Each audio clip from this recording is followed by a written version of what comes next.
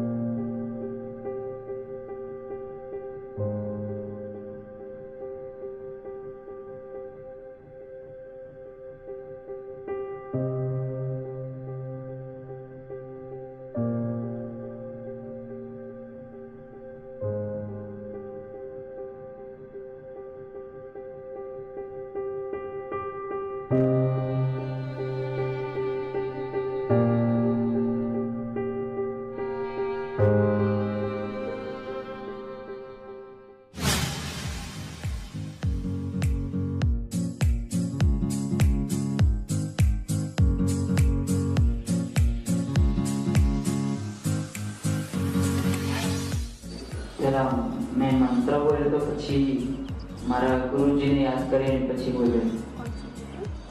क्या देखाયું આ શબ્દ क्या દેખાયું? થડાઈ મારા દેખા. કઈ જગ્યાએ? થડાયેલા આંખોની બંને ઉપર કપાળમાં વચ્ચે. કપાળ છે. અને અહીંયા આ દીકરી આંખમાંથી એ કપાળ દેખાયું લાઈનમાં. Nithyananda, I am Nithyananda. I am part of the thousands of people whom Swamiji has initiated to be able to manifest extraordinary powers. One of the extraordinary breakthroughs that I had in the past 5 years was very recently when I visited the Blind People's Association here in Ahmedabad. It was for the first time I saw the blind children, the visually impaired children. With his one blessing, Swamiji just told that through me, he blessed me to be able to be one of his Divya Shariras, to be able to carry and radiate him through my body. And he told me that I will be able to initiate all of those children for them to see.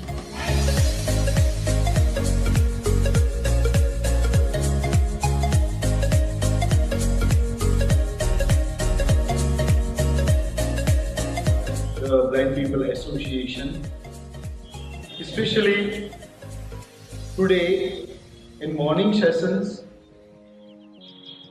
I am surprised to share that most of the participants, they could read words having with the blindfold.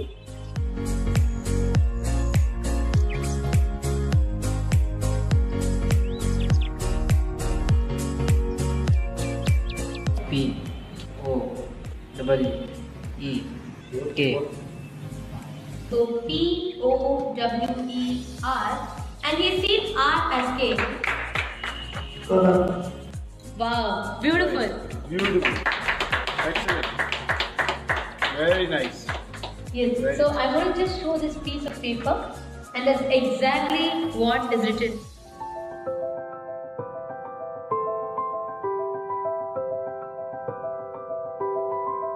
Third eye as a capacity to make anything you want as reality. Taste the first breakthrough, conscious breakthrough guaranteed. It is all about opening your third eye, giving you first conscious breakthrough. Any human being can go through these initiations and have this superconscious breakthrough, manifest these possibilities and powers.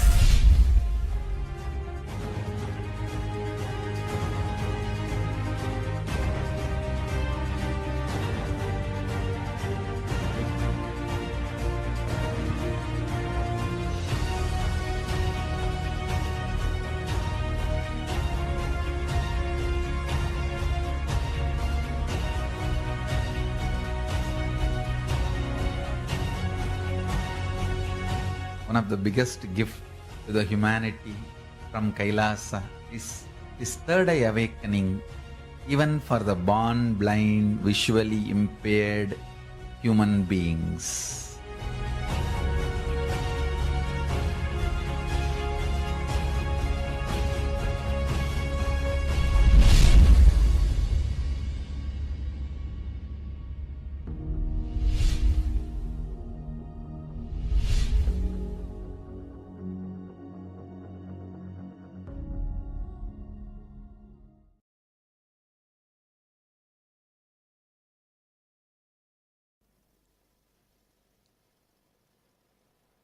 The first truth: human beings are endowed with the energy to make what they want in their life as reality. Human beings are not sent as a beggar or poor to planet Earth. God is not a sadist. He doesn't say, hey, go with empty hand, and every time you need a penny, you beg me. You beg, then I will decide whether to give you or not. No. He is neither a sadist nor a miser father. He is a beautiful, graceful, amazing, showering cosmic, causeless, auspicious energy. Asudosha Satchitananda, Shiva. So understand, you are endowed with enough of Kundalini energy. The inner potential, raw energy to make what you want as reality. That's the first truth. Second, because of your constant self-doubting, self-hatred and self-denial, you forgot your life is nothing but possibilities. You started thinking your life is nothing but impossibilities. You are alive because breathing is possible. You are alive because digestion is possible. You are alive because many things are possible. Understand?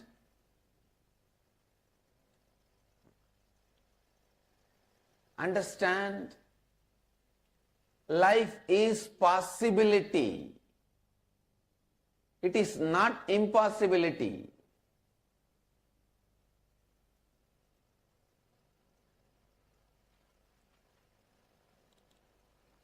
The wrong belief, life is impossibility, is put inside you by the society, unconscious society.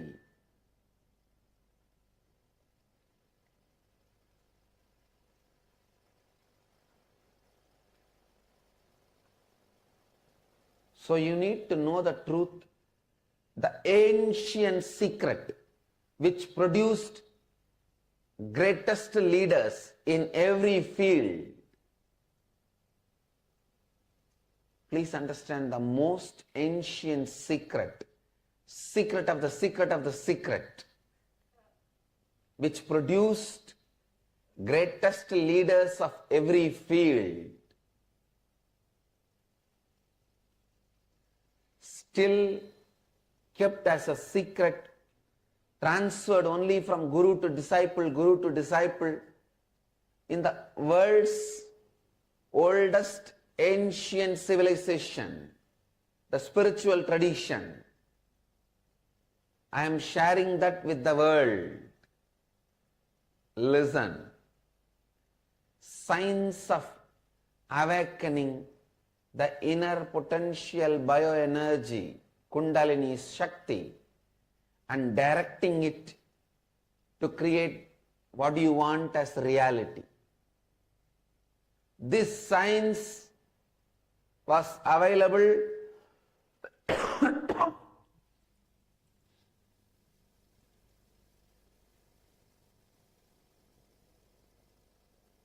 with this ancient Vedic civilization.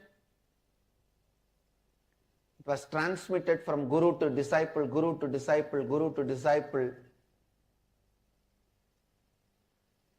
It's called Karna Parampara, means just by listening, never by writing. Just by listening, this science was transmitted. It was never printed. This only Krishna calls as Raja Vidya Rajaguhyam, the royal knowledge, royal secret.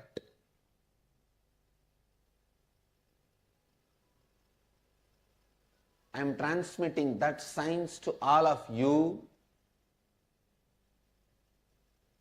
freely, because the world now needs more spiritual scientists and spiritual healers. We already have enough of economists, business management people, lawyers more than the rats. doctors more than the cats,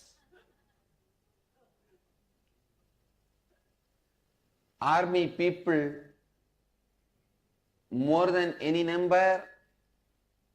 We have too many people. Lawyers, doctors, engineers, army, media, too many. World immediately needs spiritual healers, spiritual activists, spiritual scientists, scientists with the saintly basis. A scientist we need urgently.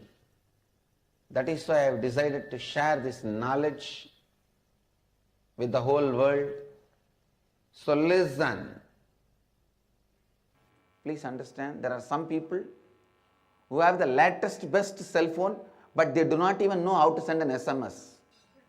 They can only switch on and speak, switch off and keep it. For that, you don't need a best, latest model 70,000, 80,000 rupee cell phone.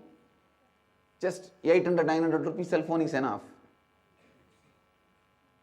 Having the best updated 70, 80,000 rupee cell phone, but not knowing anything to do with it, just you pick up, speak and leave it back, is what most of us are doing with our body.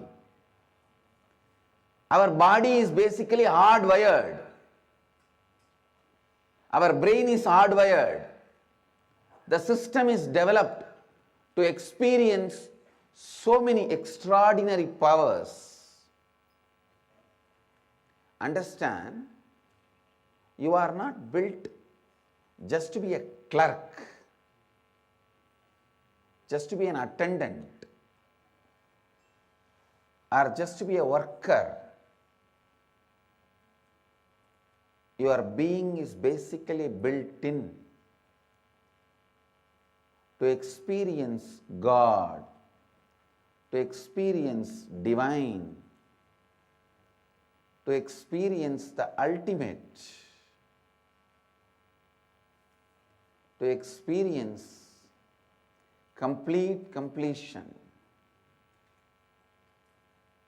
to experience Mahadeva. Understand? Your body is basically built for experiencing many extraordinary things. That is why when Hinduism introduces you, it says, Shrunvandu Vishve Amritasya Putraha. Oh, listen, sons of immortality. Hinduism does not introduce you as a sinner. It introduces you as sons of immortality. Kundalini is the inner potential bioenergy, the possibility for God. The seed of God in man is Kundalini. Understand? The seed of God in man is Kundalini. So if the seed is nurtured, awakened, activated, if the seed is nurtured, awakened, activated, simply God happens in you. God happens in you. Simply God happens in you.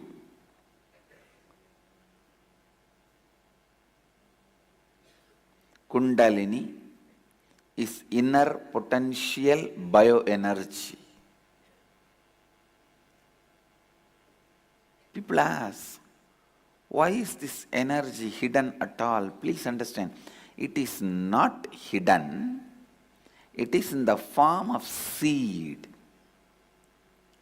Seed is the source of a tree.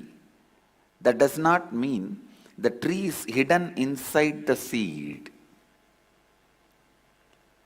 Your godliness, your godhood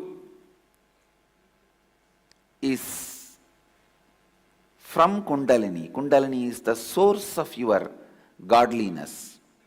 But that does not mean Kundalini is hidden in you. People ask, why is it not expressing in everyone? Please understand.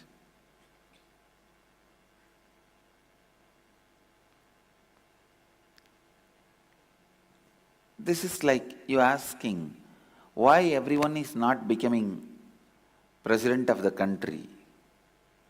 Why everyone is not becoming lawyer? Why everyone is not becoming doctor? Each one decides what they want to become and put their attention in that direction and they become that. So Kundalini also awakens in people who wants it, who are ready to experience it, who are really interested in it. Kundalini Shakti is responsible for whether you experience emotional fulfillment, bhakti, devotion. You experience enlightenment through devotion, or you experience enlightenment through knowledge. Through knowledge, wisdom, you experience enlightenment.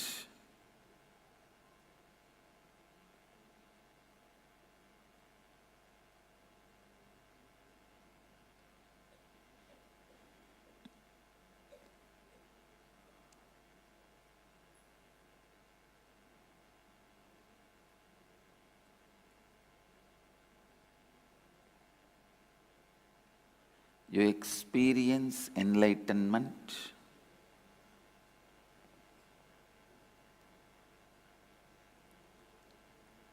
through your logic.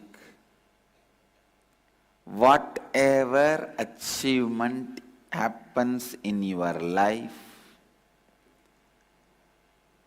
whether in the form of wealth or in the form of power or in the form of health or in the form of happiness or in the form of fulfillment, everything, for everything, Kundalini is the source. Kundalini is the source of everything. If the Kundalini energy can be awakened and directed, it can get anything you want.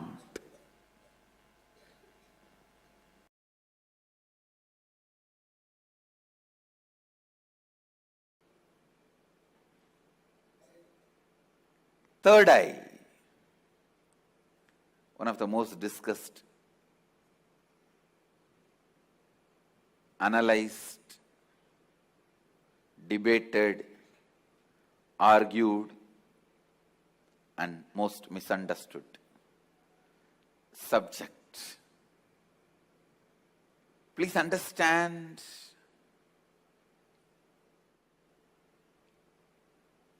what is third eye? Let me define. Third eye is an intra-organ. You really have it. which can be awakened, which can directly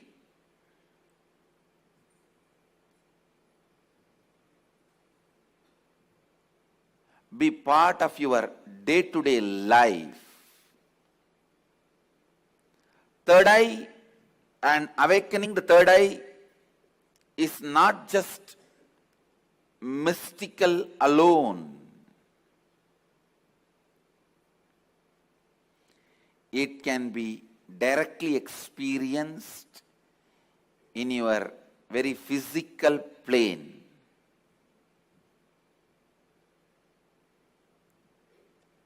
It has a clear, defined powers which can add to your day-to-day life, not just exploring the mystical path and spiritual experiences. It can directly help you experience so many extraordinary things in your day-to-day life.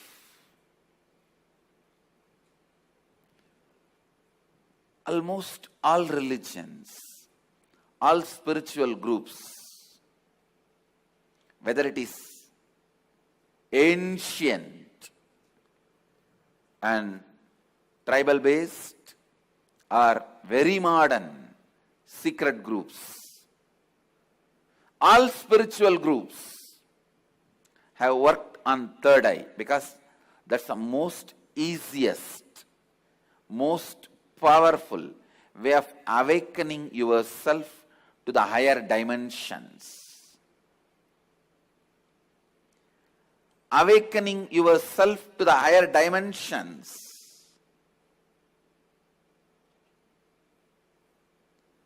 Whatever you are seeing with these two eyes are not reality and not enough. Please understand, whatever you see with the two eyes are not reality and not enough.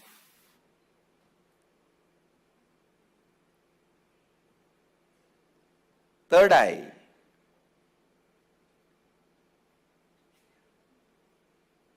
makes you see the higher reality externally in your day-to-day life and internally in your life and death journey.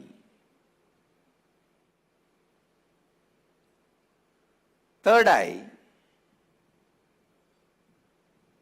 is one of the powerful energy center in your body.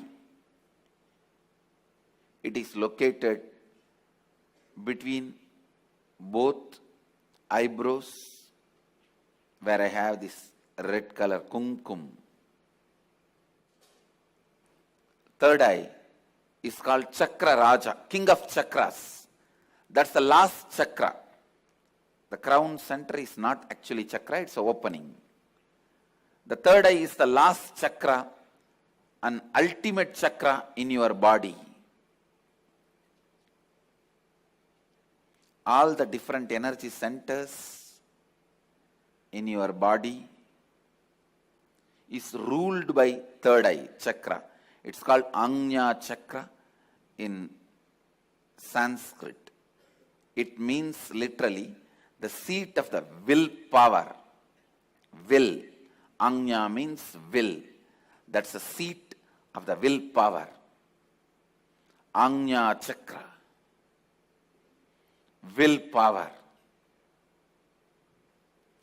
Chakra Raja. The third eye is the king of all chakras, energy centers. If that one energy center can be awakened,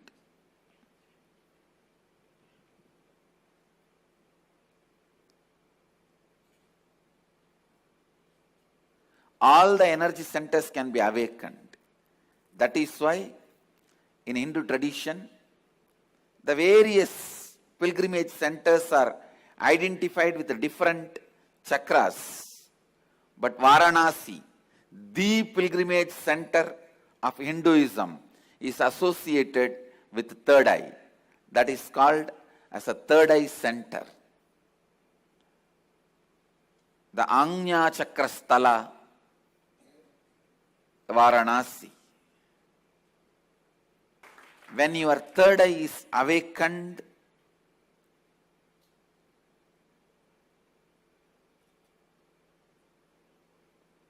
not just your intuition will be awakened. Just understand this one example.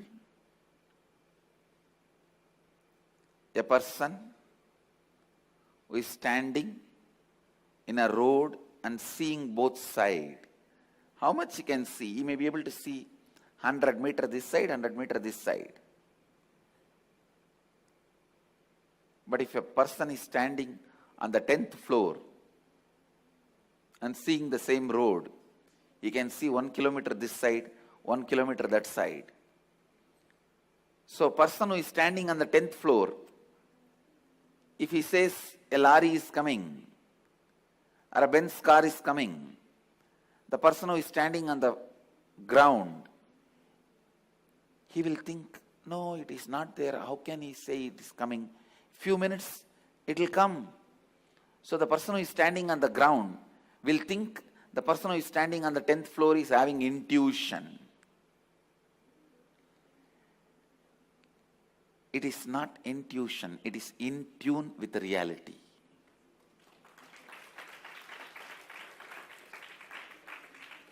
When your third eye is awakened, you will be able to see everything from the higher plane. So you will be in tune with the reality. People ask me, can it help me in my material growth? I tell you, it will help you in everything. In your health, you will be able to see through your body. I have seen so many siddhas. They will just scan their body with closed eye. They know where the problem is and heal it. These powers of awakening third eye will help you to achieve health, and not only you will be able to diagnose, you will be able to just command your body to get back to health, because the third eye is the seat of willpower. When Kundalini is activated there, when third eye is activated there, to tell you honestly, the moment third eye is activated, Kundalini is activated, alive in your third eye, you can get anything you will. That is why it is called Anya Chakra. Your will be honored by the cosmos. Your will be honored by the cosmos. When I utter through words, it looks too good to be true. But life itself is too good to be true.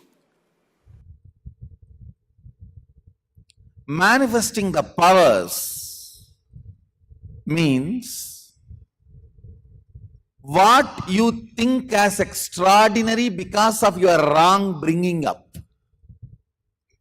Understand? Absolutely. What you think as extraordinary because of your wrong bringing up. What you think you have been told as a common standard. Breaking that and manifesting the absolute as it is through your body and mind is manifesting powers. Understand? The first myth you need to break. What has been wrongly taught to you? After all, people who taught you till now are human beings. Forgive them. You don't need to be angry with them, but do not allow them inside you. Get rid of everyone.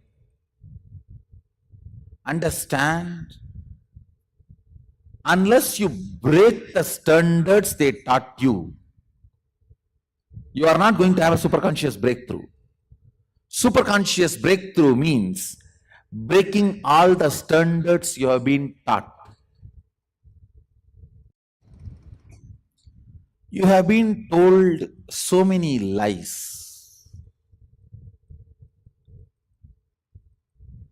so many false theories, ideas. The multiple ways Shaktipada happens in our life. Even seeing Guru.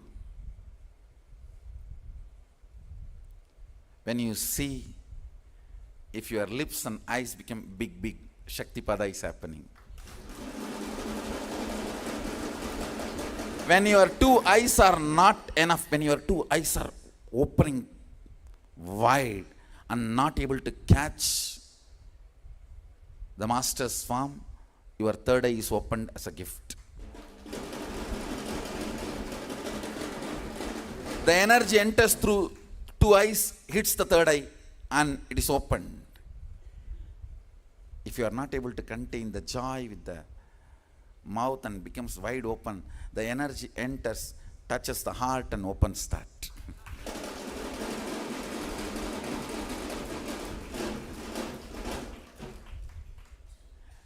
Energy goes through the eyes, opens the third eye.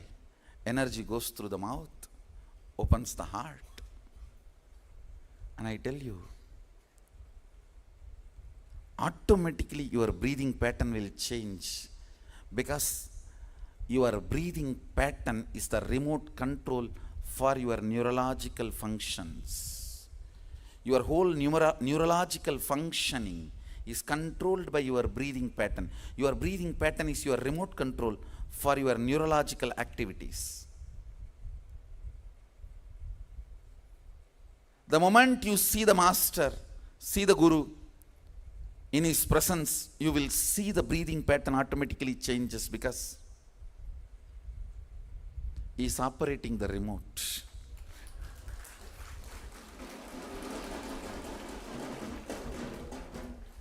Understand? Whenever your eyes open wide, breathing pattern changes, mouth opens wide, ears start deeply listening, you are having Shaktipada.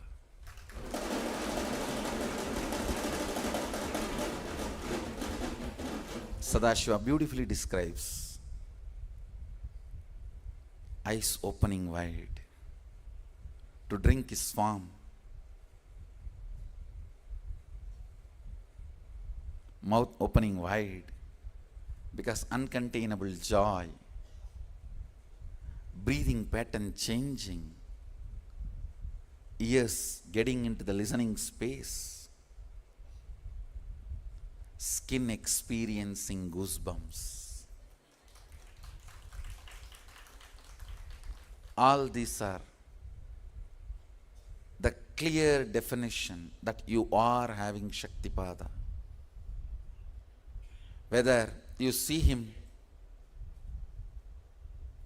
remember him, celebrate him,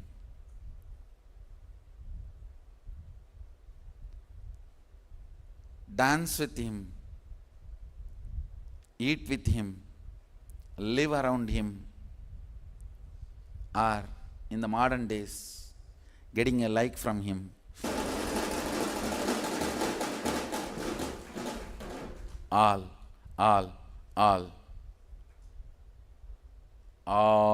this is Shaktipada.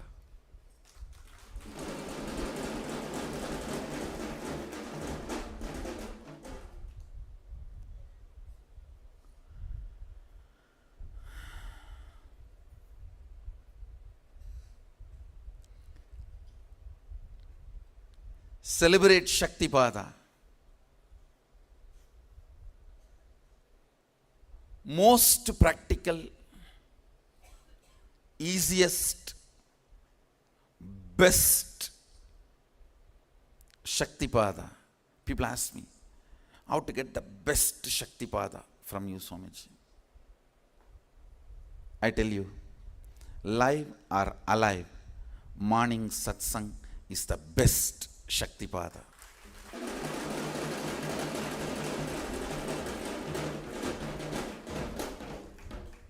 Miss anything,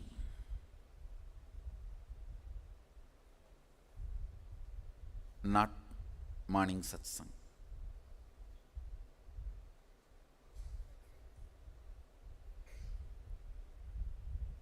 If you don't have time, miss breakfast, nothing wrong, good for health.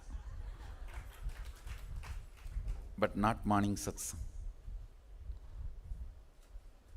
Miss anything, not morning satsang.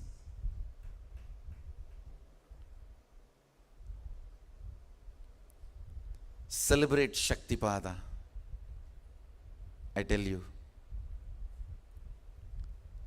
it is my integrity to my Guru, Arunagiri Yogi Ishvara. I'll make this Sadashiva's consciousness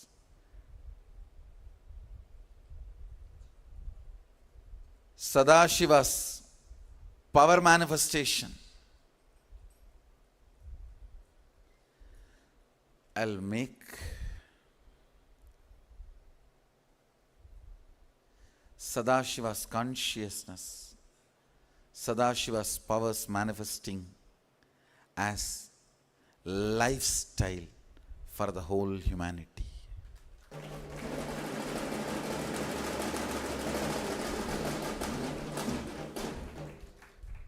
Understand? I am here for that purpose. Surely I'll do that to all of you.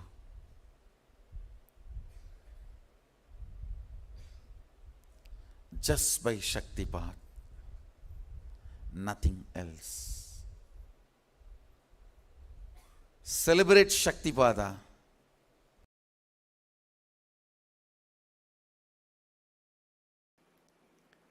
The third eye is blocked by your decision to be comfortable, cozy with arrogance and ego. Let me define arrogance and ego.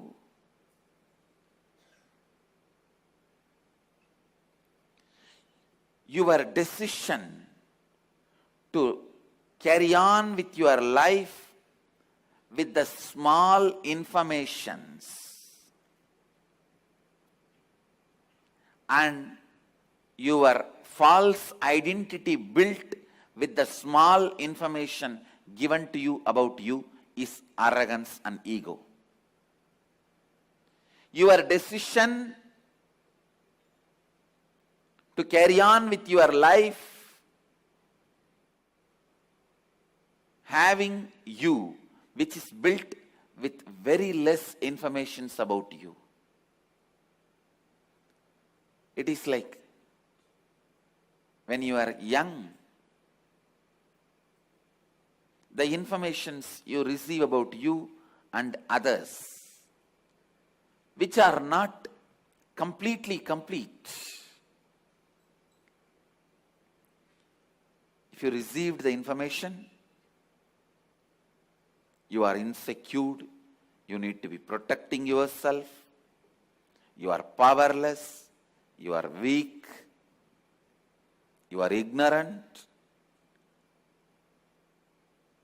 and building your identity based on those informations and continue to live with it. Building your identity based on less wrong, misguided informations is ego. Continuing to carry on with the same ego is arrogance. These two blocks your third eye. Spending little time and recognizing you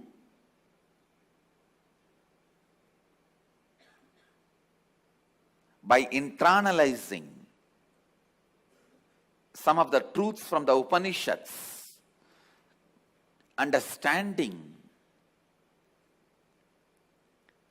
what is you, and after understanding you in a real sense, living with that understanding makes this third eye open. Restful awareness is the Vatavarana, atmosphere for third eye to flower.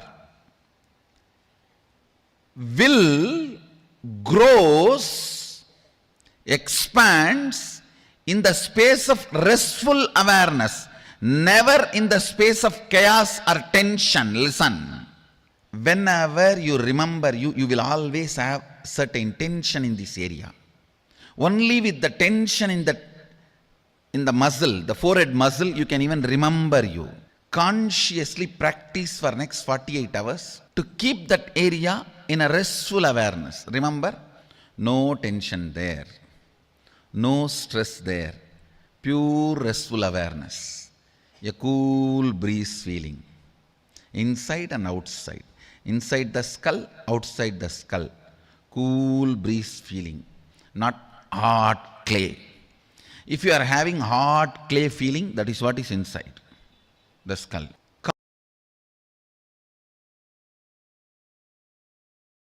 See, they should know, if I am successful, the pride is for Swamiji. If I am a failure, blame is for him. Why should I bother? There's a beautiful story. Vishnu was lying on the Vaikuntha. Mahalakshmi was pressing his feet. Suddenly Vishnu got up and started running. Mahalakshmi thought, did any demon attack Vaikuntha? Even then I have never seen in my whole life Mahavishnu running like this. And she was also chasing him and asking, "Arey, tell me, why are you running? At least tell and run. Which demon is attacking? I don't see any demon, any attack." Then Vishnu, without reducing the speed, the same speed running, and he's telling, look there, look there. There, the Prahlada was trying his small hand and trying to show in which pillar Vishnu is there. The father is asking, Hiranyakashipu is asking, hey, in which pillar your Narayana is there? In this pillar or that pillar? So the Prahlada, small kid, he's only a 5-year-old kid. When Narasimha Avatar happened, he's only 5 years, not even 6. 5 running. So that small baby is raising the hand and trying to show. Narayana says, whichever pillar that finger is showing, I have to get into that pillar. I can't afford to let my devotee down. It boils down there. And I will not let you guys down. There is so much of self-protection, ma. So much of arrogance and self-protection. It is arrogance. Please understand, the word is sharp, but that is the truth. Ability to throw. If I am successful, praise goes to him. Everyone knows I have not done anything. 21 days before I am same Bondu only. And everyone knows. And if I am not successful, blame goes to him. If I am successful, praise goes to him. Come on, let me put him in risk. No, that is the attitude. That's the only way you will move out of you. Otherwise, you are so protective of you. Actually, if you never get into the stage and start the demonstration, forever you will live with the idea you don't have that power. That is where the whole problem is. Because you plan and cognize you only 40% based on your thinking. You cognize about you 60% based on others' conclusion. So now the fight between this 40 and that 60. So I can neither take this side nor take that side. I have just put nuclear bomb for both. I have to break both. I'll do it. I'll do it. Initiation is play field. And now breaking your arrogance means making you open up and breaking your SDHD. See, when you are catching, when your intuition is showing, in a subtle way you get aligned. Catching what kind of alignment you are in when you are manifesting and getting back to that is what I need to do now for you guys. See, when you are manifesting the powers, you are in certain space, like your back will be a little stretched, or certain kind of a kundalini flow will be there. Something will be going on in you. Recreating the same just by remembering. Not with any technique, just by remembering. That is what now I have to do to you guys. Then you will get the confidence. It is not even confidence, it's more like a challenging. I can't demo, I can't manifest powers. Let me see what you can do to me. Anyhow, I'll put you in a situation where you have to manifest this power for survival. Then you will naturally manifest and you will get confidence, that's all. I'll put you somewhere where you are completely lost. Unless you use the extraordinary powers, you will not be able to get out of the situation. Then you will be forced to use, then only then you will be able to get out of the situation. Then second time onwards, you will not ask me to put you in that situation. No, better let me manifest powers. Don't do this anymore. It'll all become all right, that's all. Come on, you do your game, I'll do my game. Lot of fun for me.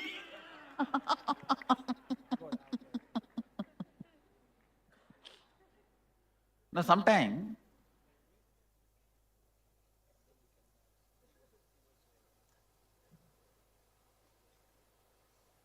I think I should tell you this story.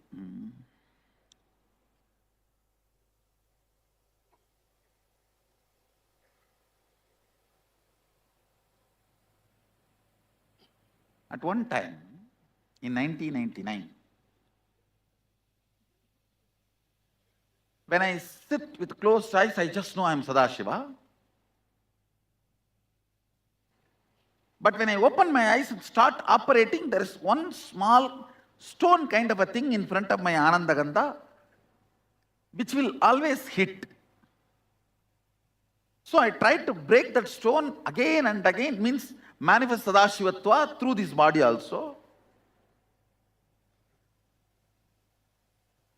At one point, it became like almost, why to then have this body? Let's leave the body, because I know if I leave the body, I will be in Sadashivatva.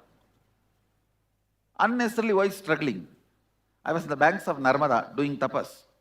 I decided to leave the body, and started walking into Narmada.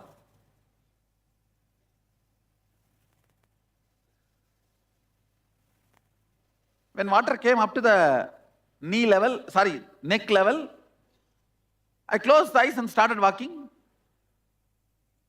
Walking. Suddenly one rock hit at my knee and I fell. When I got up, I saw I was on the other side. When I turned, I saw that Narmada is actually considered to be a small girl. She just stood up from the river and laughed at me. And I saw that stone was missing. That's all. That stone was missing. Means that black age was missing. So even I have to put myself in some situation where manifesting Sadashivatva becomes survival. Only then I myself manifested. So that is the only way you are going to manifest, I think. Now, sometimes, even if you have, if you know you have everything, you do not want to shake the status quo. You are afraid people will make fun of you. You went 21 days and sat with that Swami, jumped around. I saw your photographs all over the Facebook. And that stupid big mala and big bindi, rudraksh and everything. Now you are coming and claiming you have extraordinary powers.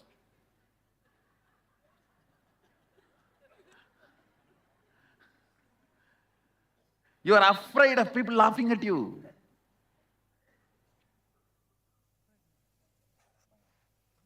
But I tell you,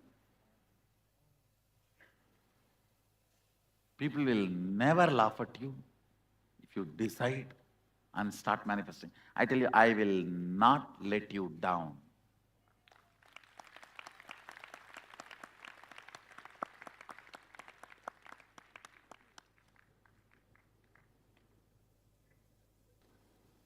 Anyhow, I'll do the job a little more and then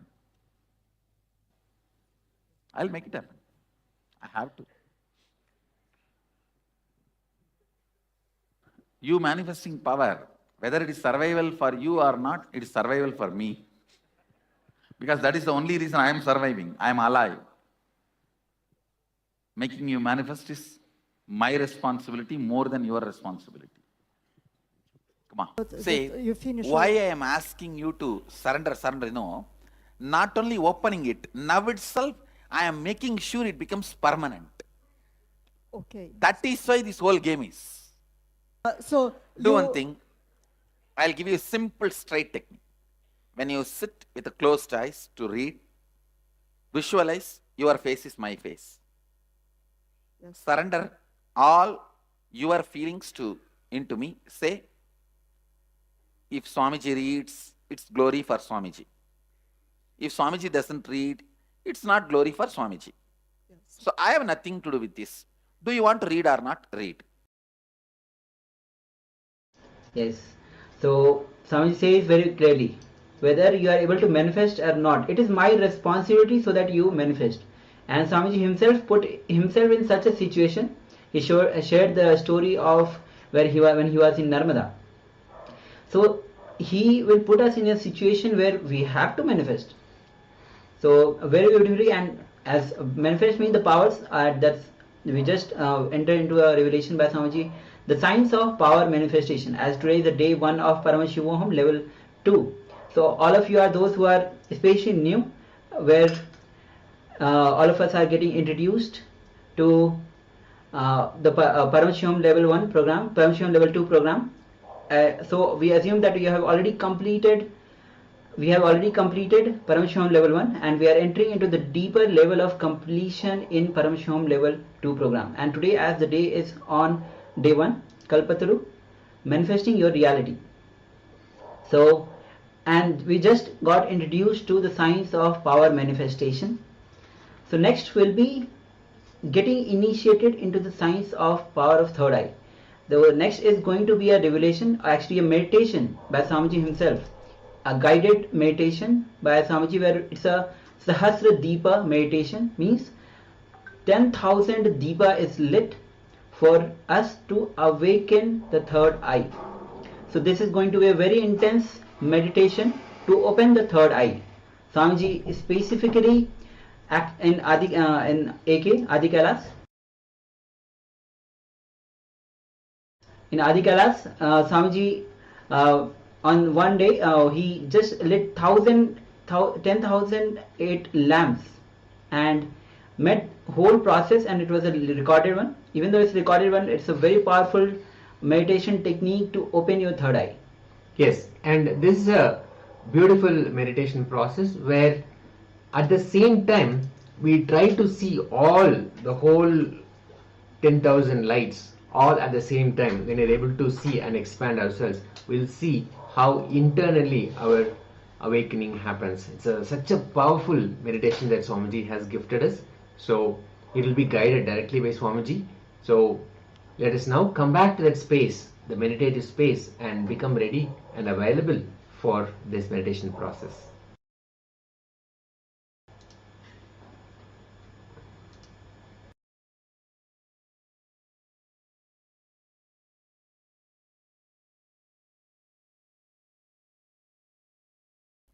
All of you listen, understand the logic.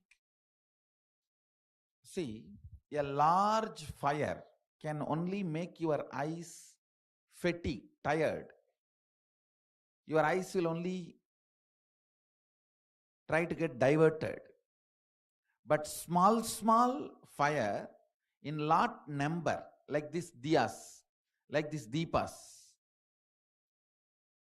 will demand your attention so much on your eyes. Naturally, your whole attention will start falling on the third eye. Small but large number will demand your attention on the third eye in a very soft way. So naturally,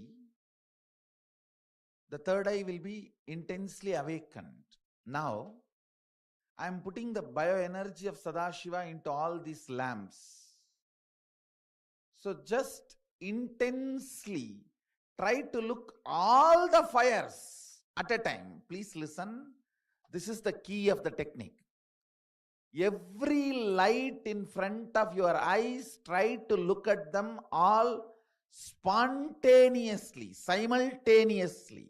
Understand these two words, spontaneously and simultaneously. Just spontaneously and simultaneously try to see all the light in front of your eyes. Whatever light is in front of your eyes, try to see spontaneously, means without planning, just naturally and simultaneously. Don't try to see the bottom first, then middle, next, top. No, try to grasp whole thing simultaneously. Listen carefully. Look at all the lights seen in front of you in the Sahasradipa Stamba simultaneously and spontaneously.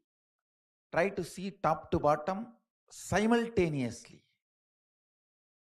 So your third eye will be rubbed with your attention.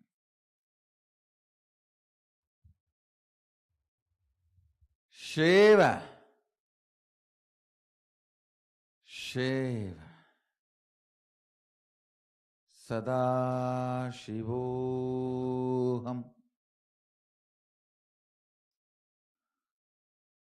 Try to see all the deepas, all the light simultaneously from the top to bottom without moving the eyeballs.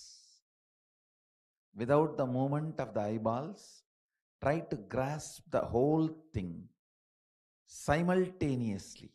Shiva, Shiva, Shiva, Shiva.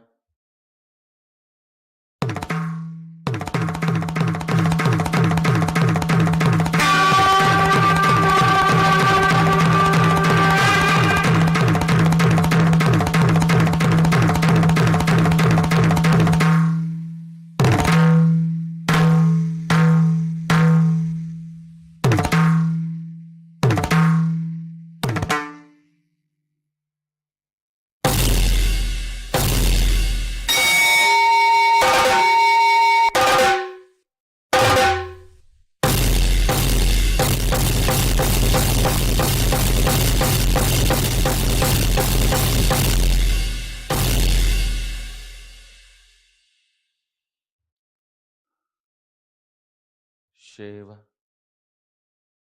Shiva, Shiva, Shiva, Shiva, Shiva, Shiva, Shiva.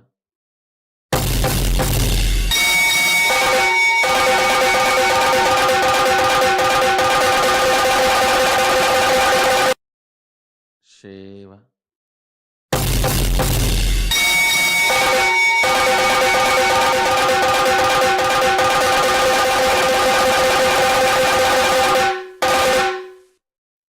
Anya, Shambhavi, Bala, Tripura Bhairavi, Adi Shakti, Jyoti Rupini, wake up on the third eye.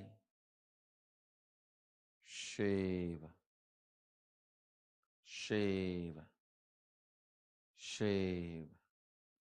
Try to grasp all the lamps from top to bottom simultaneously without moving the eyeballs.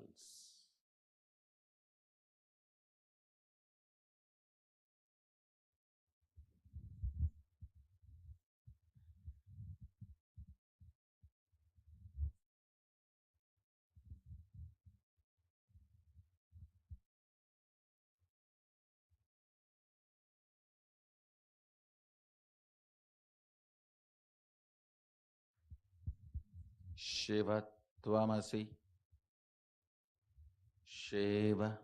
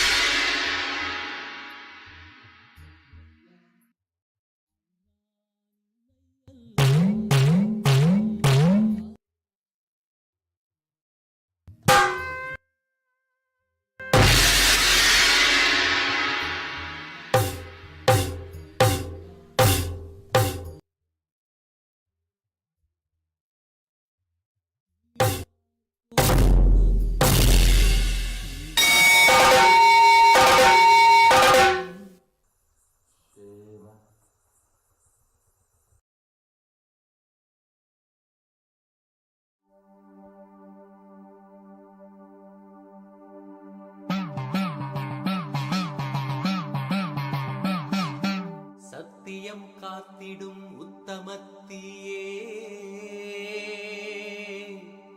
சத்குருவாய் வந்த நித்திய தாயே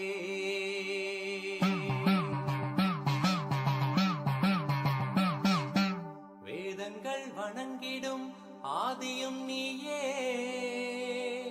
ஜோதிமலையிலே அவதரித்தாயே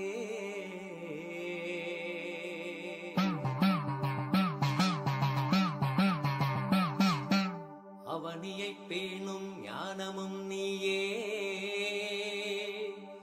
அக்னி வடிவிலே அருள் புரிந்தாயே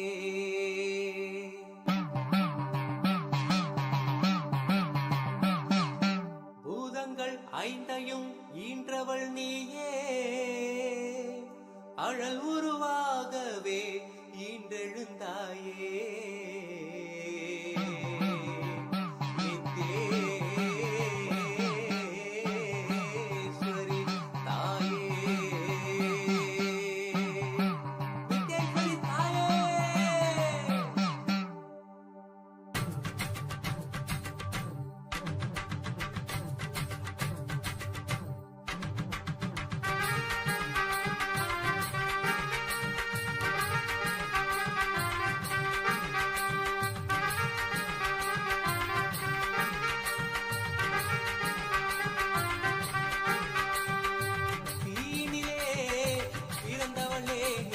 ஆனந்தத்தியே நித்யானந்தேஸ்வரி தீனிலே பிறந்தவளே நித்ய ஆனந்தத்தியே நித்யானந்தேஸ்வரி கர்மங்களை கொன்றிட வந்தாய் நித்யானந்த தர்ம மண்ணில் வென்றிட வந்தாய் கர்மங்களை கொன்றிட வந்தாய் நித்யானந்த தர்ம மண்ணில் வென்றிட வந்தாய் தீனிலே பிறந்தவளே நித்ய ஆனந்தத்தியே நித்யானந்தேஸ்வரி தீனிலே பிறந்தவளே நித்ய ஆனந்தத்தியே நித்யானந்தேஸ்வரி நித்யானந்தத்தியே நித்யானந்தேஸ்வரி நித்யானந்தத்தியே நித்யானந்தேஸ்வரி நித்யானந்தத்தியே நித்யானந்தேஸ்வரி நித்யானந்தத்தியே நித்யானந்தேஸ்வரி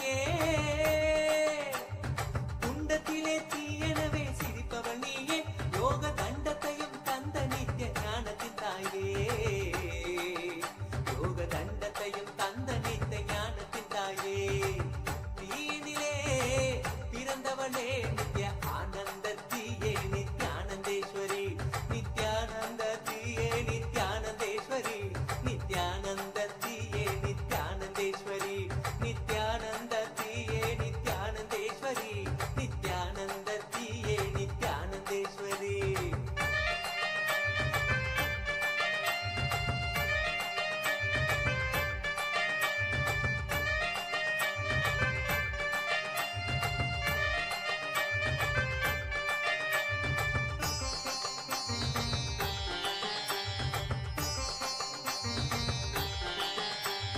தீமிதித்திட வாழ்வினிலே தீமைகள் விலகும் பூவனவே மலரும் மனதில் தாழ்வுகள் அகலும் தீமிதித்திட வாழ்வினிலே தீமைகள் விலகும் பூவனவே மலரும் மனதில் தாழ்வுகள் அகலும் பாதம் தீயை தீண்டும் வேளை பாவங்கள் கரையும் பாதம் தீயை தீண்டும் வேளை பாவங்கள் கரையும் கொண்ட வேதனைகள் மறைய நித்ய ஆனந்தம் நிறையும் கொண்ட வேதனைகள் மறைய நித்ய ஆனந்தம் நிறையும் தீயினிலே பிறந்தவளே நித்ய ஆனந்தத்தியே நித்யானந்தேஸ்வரி தீயினிலே பிறந்தவளே நித்ய ஆனந்தத்தியே நித்யானந்தேஸ்வரி நித்யானந்தத்தியே நித்யானந்தேஸ்வரி நித்யானந்தத்தியே நித்யானந்தேஸ்வரி நித்யானந்தத்தியே நித்யானந்தேஸ்வரி நித்யானந்தத்தியே நித்யானந்தேஸ்வரி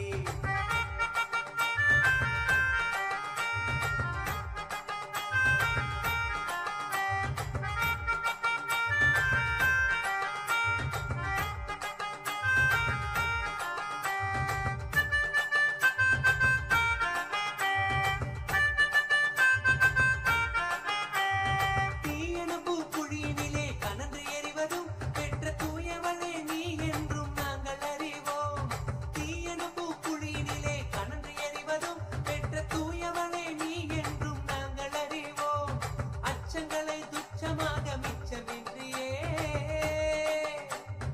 அச்சங்களை துச்சமாக மிச்சமின்றியே தீயில் கலைந்தெறிந்தும் கருவறைக்குள் நாங்கள் இறங்கினோம்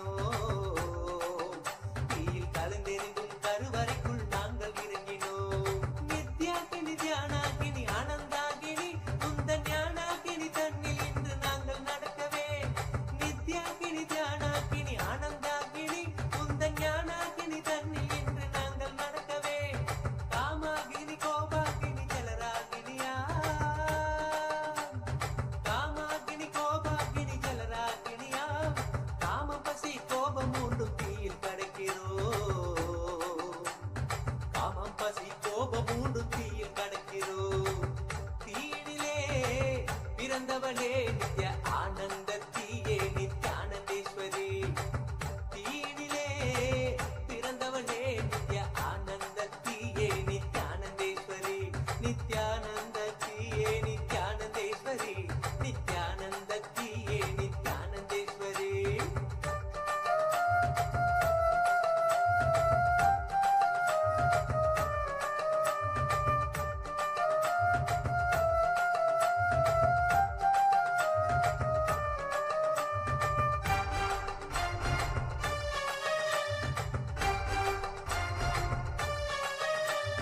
நெருப்பினிலே பிறப்பு தந்த அன்னையும் நீயே எங்கள் நித்யானந்த அக்னீஸ்வரியான தாயே நெருப்பினிலே பிறப்பு தந்த அன்னையும் நீயே எங்கள் நித்யானந்த அக்னீஸ்வரியான தாயே கனலான கருவறையில் எமை சுமந்தவளே கனலான கருவறையில் எமை சுமந்தவளே புனித புனலான புது வாழ்வை அமக்களித்தவளே புனித புனலான புது வாழ்வை அமக்களித்தவளே அக்னி வடிவில் அன்னையும் நீ முத்தமிடுகையில் நித்ய ஆனந்த மழையினிலே சித்தம் குளிருதே அக்னி வடிவில் அன்னையும் நீ முத்தமிடுகையில் நித்ய ஆனந்த மழையினிலே சித்தம் குளிருதே உந்தன் வெப்பம் ஞான தெப்பம் தேகம் தீண்டவே உந்தன் வெப்பம் ஞான தெப்பம் தேகம் தீண்டவே கொண்ட ரோகம் சோகம் நீங்க நித்ய யோகம் மலருதே கொண்ட ரோகம் சோகம் நீங்க நித்ய யோகம் பிறந்தவளே நித்ய ஆனந்தத்தியே நித்யானந்தேஸ்வரி நித்யானந்தத்தியே நித்யானந்தேஸ்வரி நித்யானந்தத்தியே நித்யானந்தேஸ்வரி நித்யானந்தத்தியே நித்யானந்தேஸ்வரி நித்யானந்தத்தியே நித்யானந்தேஸ்வரி.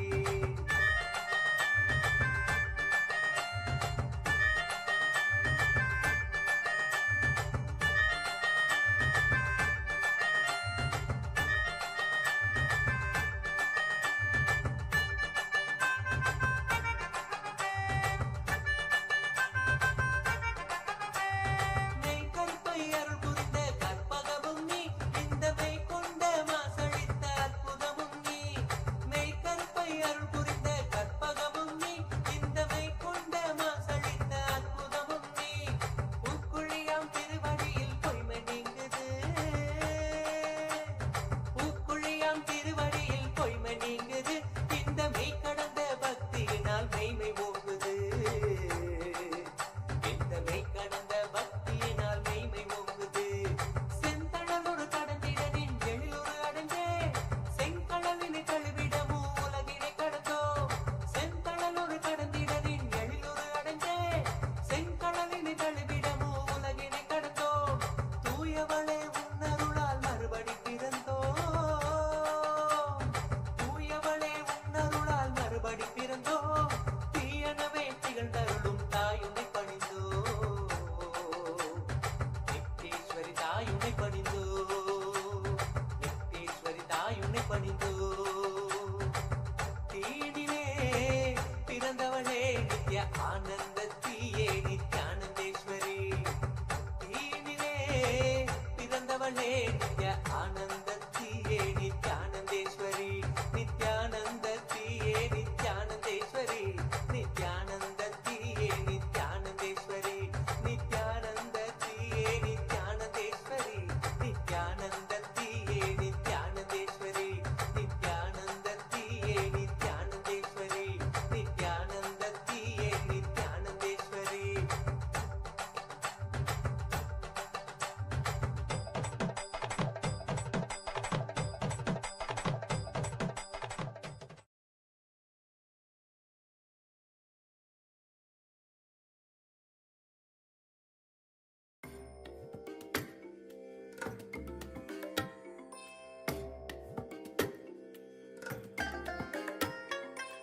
I bless you all. Let you all open all your three eyes and manifest the powers of Mahasadashiva. Om Nithyananda Paramashivoham. Om Nithyananda Paramashivoham. Om Nithyananda Paramashivoham. Om Nithyananda Paramashivoham. Om Nithyananda Paramashivoham. Om Nithyananda Paramashivoham. Om Nithyananda Paramashivoham.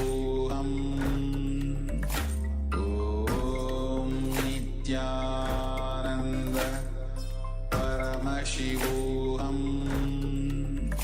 Om Nithyananda Paramashivoham. Om Nithyananda Paramashivoham. Om Nithyananda Paramashivoham. Om Nithyananda Paramashivoham. Om Nithyananda Paramashivoham. Om Nithyananda Paramashivoham.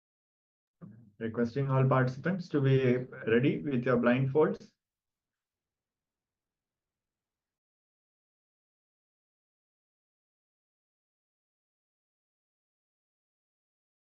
Now start remembering Swamiji, the Supreme Pontiff of Hinduism, in your third eye.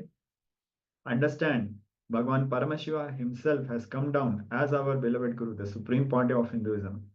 And understand that you are Bhagavan Sri Nithyananda Paramashivam. Any other identity is delusion. Just drop it.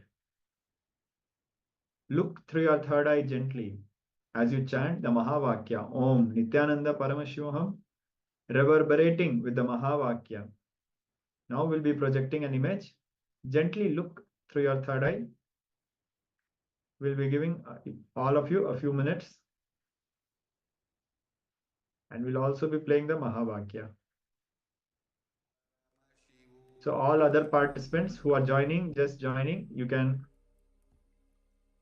continue for the next round of power manifestation as the image is already projected.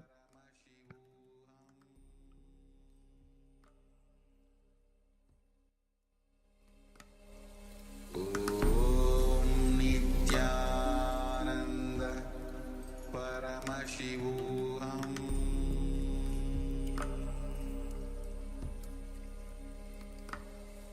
Om Nithyananda Paramashivoham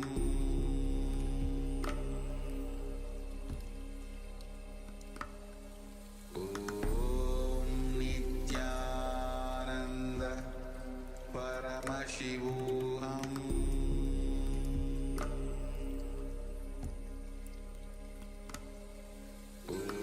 Om Nithyananda Paramashivoham Om Nithyananda Paramashivoham Om Nithyananda Paramashivoham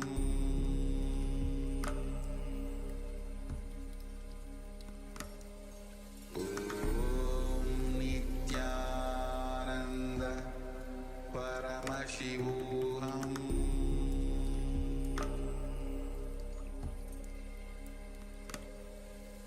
Om Nithyananda Paramashivoham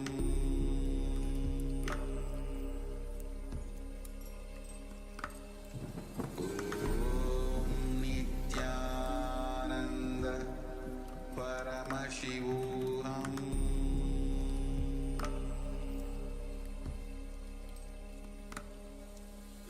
Om Nithyananda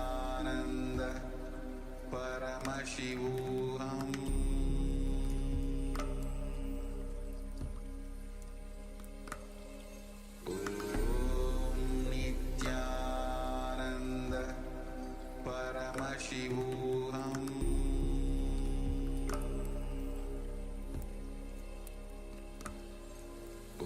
Om Nithyananda Paramashivoham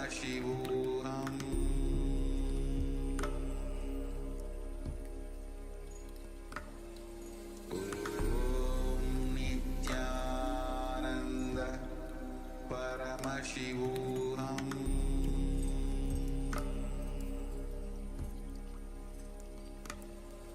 Om Nithyananda Paramashivoham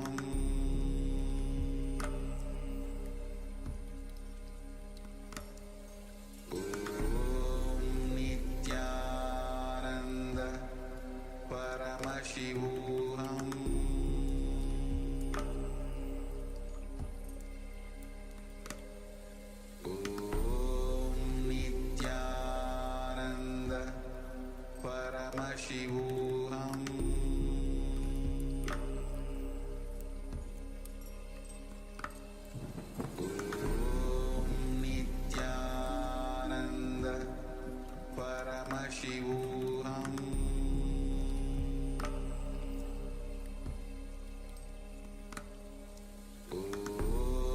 Nithyananda Paramashivoham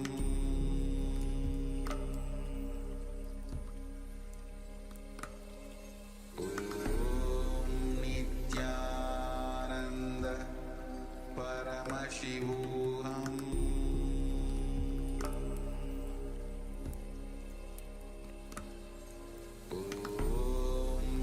Nithyananda Paramashivoham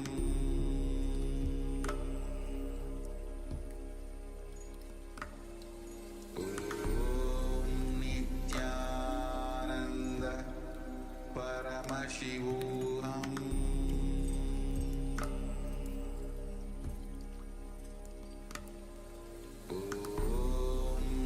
Nithyananda Paramashivoham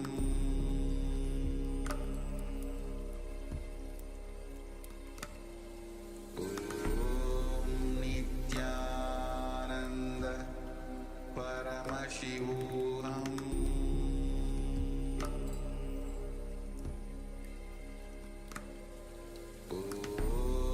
Nithyananda Paramashivoham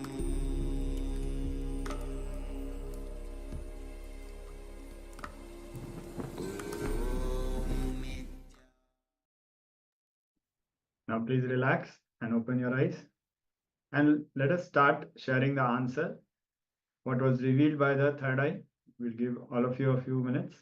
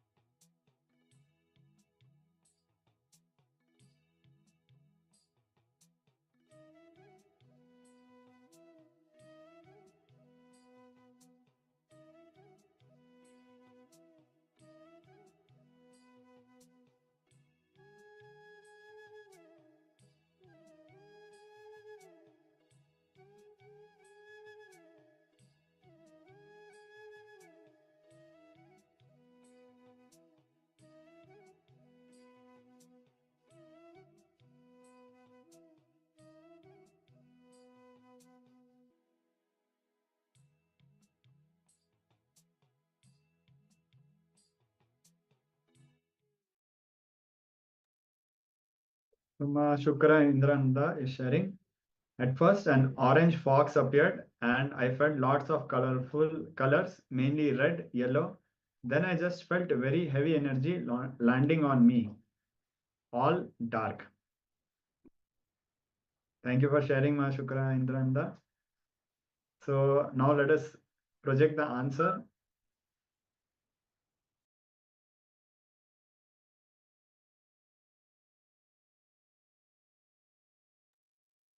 Yes, so we have projected the answer. Yes, as we can see, it is a beautiful river with lot of greenery around and a clear blue sky. So we'll do another round of power manifestation. So we have Ma Alexandra also join us for this round. So let us move ahead and celebrate whatever manifestation is happening is Paramashiva expressing through us. And just yesterday we were seeing how beautifully the power manifestation was happening. At first it appears that we are somewhere, but just with a blink of eye, suddenly we land up in an amazing revelation. And all the along we realize that Paramashiva was actually revealing us. So it is a very subtle shift which happens in our inner space, and all the time we go through this experience where Paramashiva very beautifully plays his Leela during the power manifestation. Sometimes we go through various incompletions, sometimes we go through self-doubts, and very beautifully at the end, Paramashiva manifests. So now we are going to go for our second round, requesting all participants to quickly put on your blindfolds. We'll be giving a few minutes for all the participants to put on your blindfolds.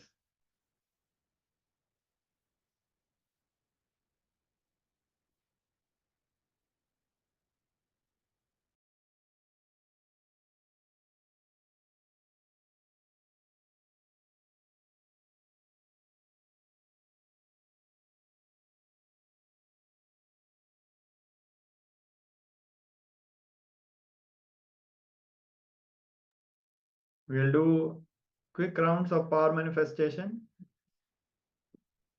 so that the logic doesn't stop us and we are able to manifest the power very beautifully just by our feeling connection from the space of oneness. So just giving a few minutes for all the participants to grab their blindfolds.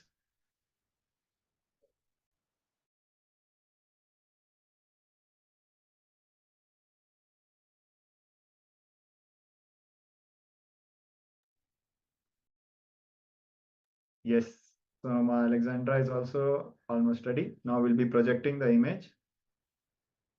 So we have projected the image. Now start chanting the Mahavakya and entangle with Paramashiva. And let us go ahead with this round of power manifestation. Nithyananda Paramashivoham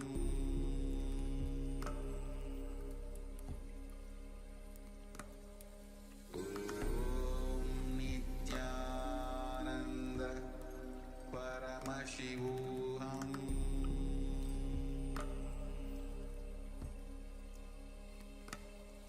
Om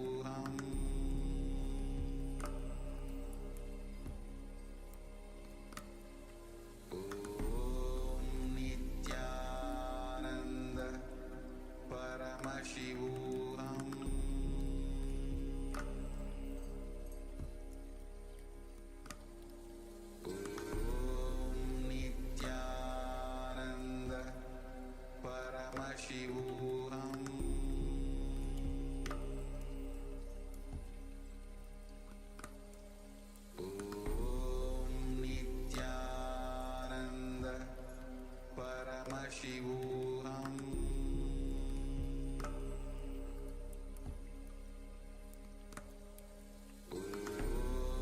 Nithyananda Paramashivoham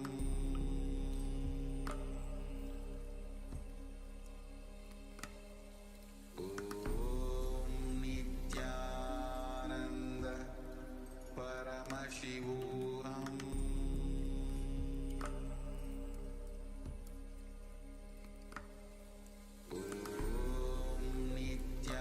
Nithyananda Paramashivoham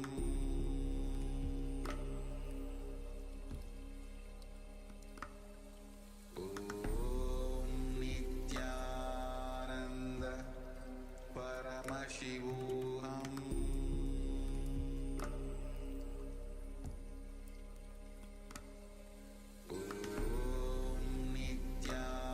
Nithyananda Paramashivoham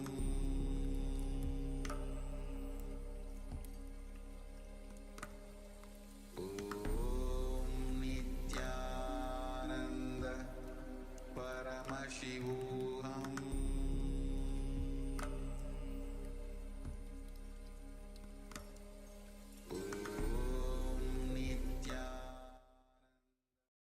So now please relax. We'll go ahead with the verification. So please share the answers. What was revealed by the third eye? Please relax and settle down and start sharing the answer which was revealed by the third eye.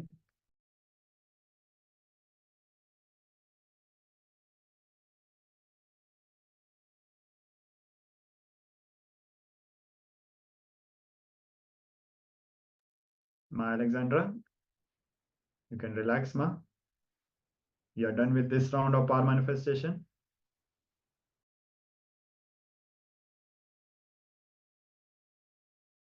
So please start sharing what was revealed by Paramashiva.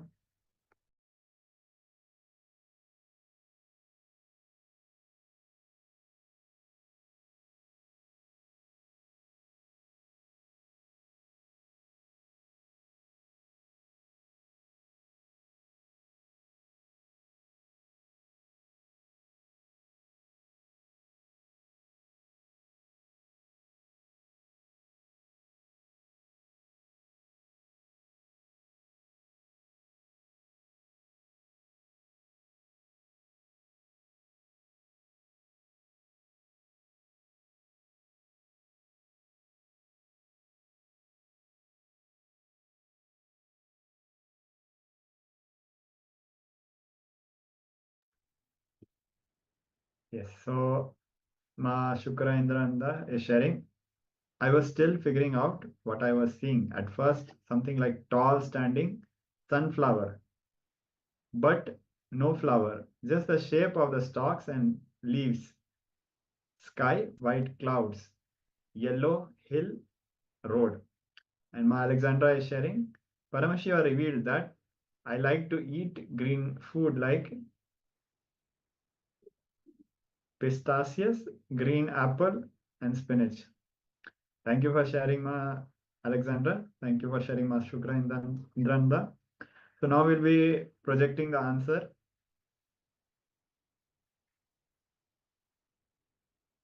Yes. So the hills part and also even the part that's something like tall standing. Sunflower, but no flowers. And then hills are spot on. White clouds.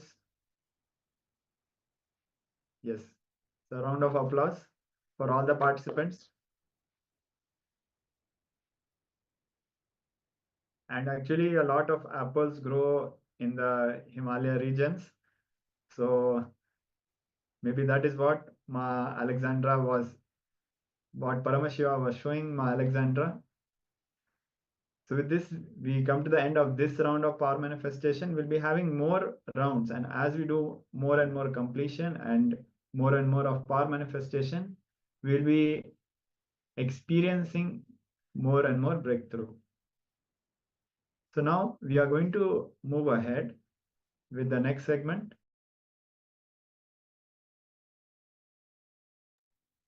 This segment is about listening. The Supreme Pontiff of Hinduism will be sharing some very powerful truths, sacred truths, and revelations on Shravana, listening. So now let us move ahead.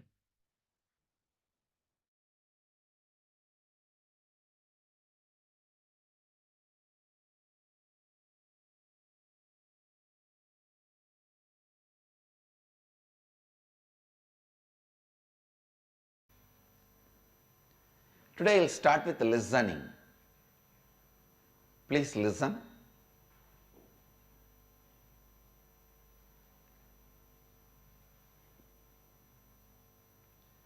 Whether you understand or not, experience or not, believe or not, you are nothing but word. Understand? Please listen. You are nothing but word.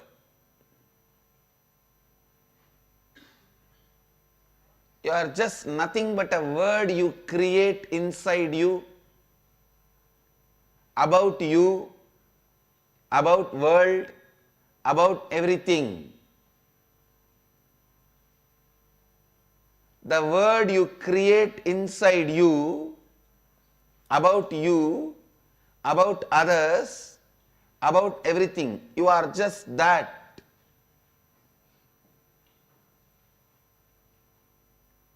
Please understand, the field of mind and psychology, they are saying you observe, internalize only 2% of what is happening around you. If there are 100 informations, means visual, sound, if the 100 informations are happening around you, you internalize only 2. So please listen. Participating with life without tiredness or boredom. The best way to participate with the life without tiredness or boredom is listening. I tell you, other than listening, any other participation will tire you and make you feel bored. Whether it is seeing or smelling or tasting or the touch pleasure. Understand, the words you listen becomes the source of the words you utter towards you and others. And especially the words you listen from the source of the source becomes the source of the words you utter towards you and others. You have the opportunity for next 21 days to listen from the source.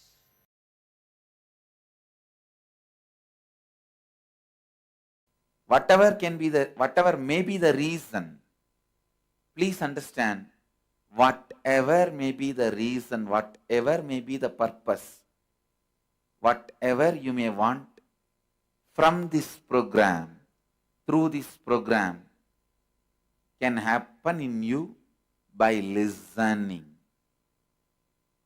It is with listening. When you start listening, it starts.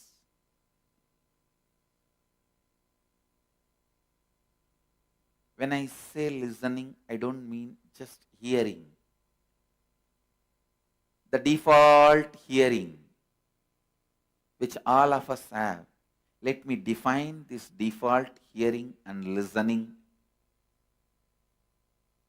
Default hearing means you hear some words or sound. The moment you hear, some of your past incompletions stored in you, past memories, emotions, hangovers gets triggered in you. When that gets triggered, you are just lost. You are just lost in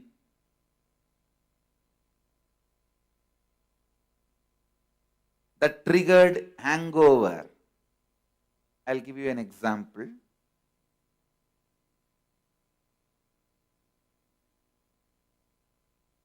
When you were 10, you went for a beach walk.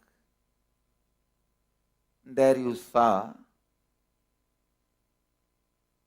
few people attacking one person, and finally that fellow is dead. You saw literally a murder in front of your eyes. Naturally, you will run away from that place.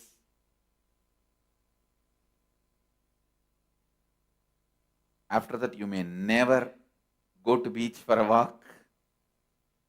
Or even if you get a chance to see the beach, you may remember only this painful memory. If you carry this incompletion, the moment I start speaking, I start uttering the word beach or a beautiful walk in the evening beach, the breeze of the evening beach. Here I am talking about the beautiful, loving, very soothing experience. But there in you, that incompletion gets triggered, you are already in the mood of that being terrorized, frightened, fear, carrying that hangover, that incompletion being triggered.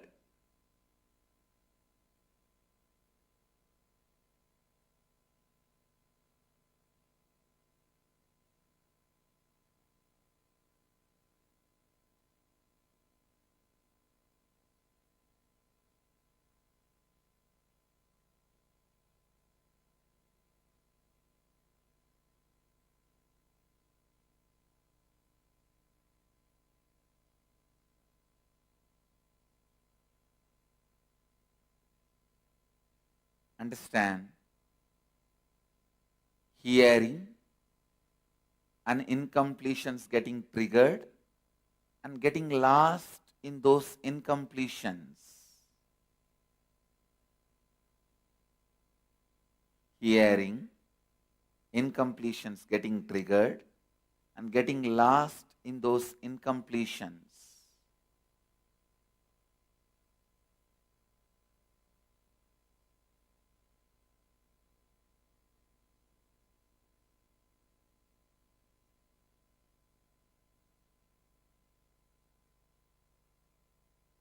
That is what is your default hearing.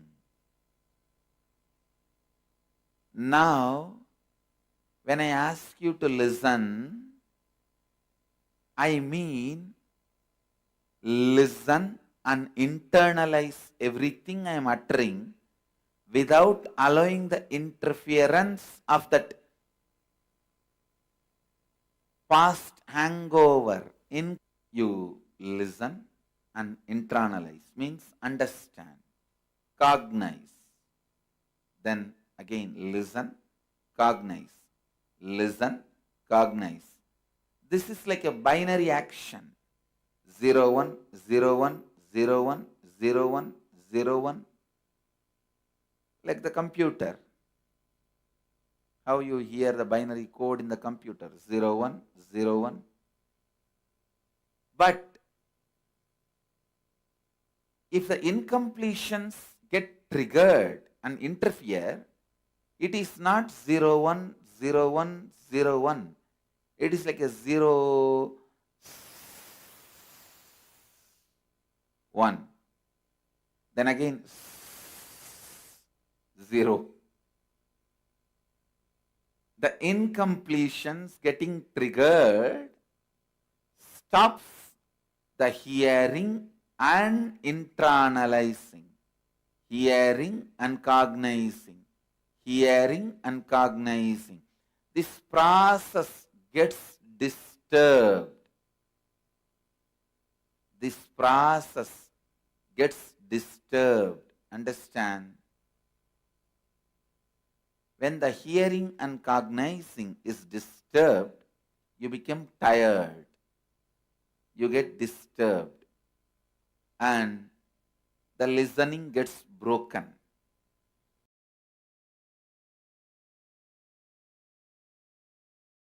Please understand? Most of the time, you learn the technique of switching off yourself without sleeping in the schools. You sit, you will be wide awake, your eyes will be open. Sometime you will be shaking the head. Sometime you will even be answering the questions, but you are fast asleep.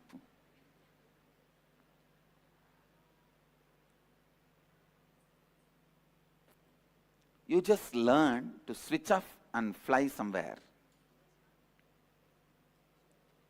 Physically you may be there, but you are switched off. And you just park your body and mind goes away somewhere else. Unfortunately, the incompletions, when they start happening in your system, the first thing gets attacked is listening. Even now, if you have incompletion about the room you are staying, or in the house, somebody is not agreeing for you to be here, any incompletion, it will directly affect your listening. So I request, drop all those incompletions. Of course, by today and tomorrow you will learn how to complete them. But even till then, drop all that incompletions and listen. Listen. Only from listening, everything starts. Listening for internalizing. Understand? We analyze many times in our life to throw away.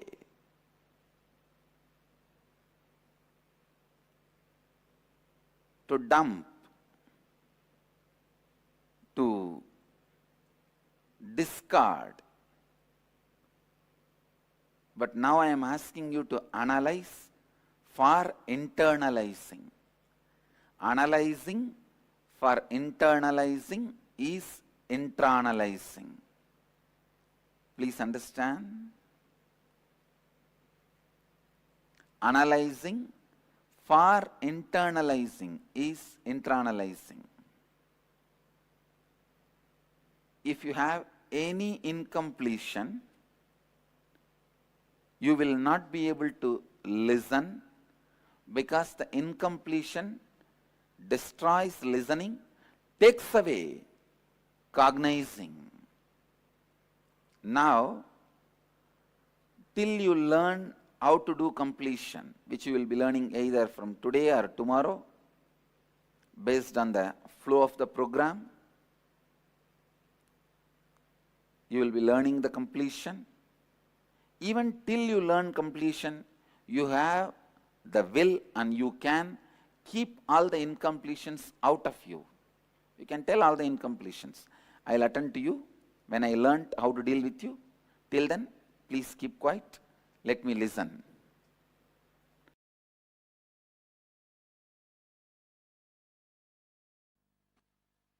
Understand? Today I wanted to expand on the power of listening and how it is directly connected to ability to handle sufferings, ability to handle reality. See, the inability to handle the reality is suffering. You need to know. Inability to handle the reality is suffering. The moment you have the ability to handle the reality, it is no more suffering. And listening plays a very major role in that. When you don't have listening, you always come to the conclusion before the information is cognized in you. Please listen. The moment you start talking to somebody, when you don't have listening, you start coming to your own conclusions either by rejecting that person or by taking that person as a big threat. Both will lead you to suffering. If you take some joker as a villain, you will be suffering unnecessarily. If you take the villain as a joker, you are neglecting the great problems and big sufferings going to come. To gauge a villain as a villain, a comedian as a comedian, you need listening. Please understand. It is listening which is important to see the guy who is in front of your life is going to be a comedian or a villain or your friend. Just because it is opponent's opinion, I don't take that very lightly.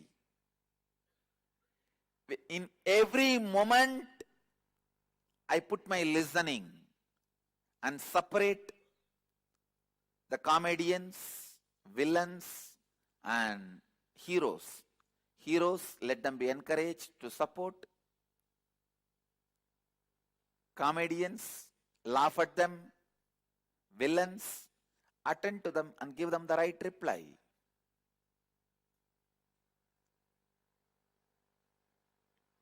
Please understand, listening is survival need. Listening is survival need. If you just have listening towards your mind, it cannot cause any more suffering to you. Your mind is also one of the close attendants you have. Because of your confidence over that guy tries to give you all false information and exploits you. I have seen this happening. It is not that he is a criminal, but he does not have listening. People ask me, how can we get to the space of pure listening? How is it practically possible to be in listening? Each time in our so busy daily lives, I can give you simple few techniques. Listen to your heart whenever you have a suffering thoughts, panic attack. Whenever you are confronting something, listen to your heart. Listen to your blood flow. Listen to your liver. It will really help you. You will learn listening.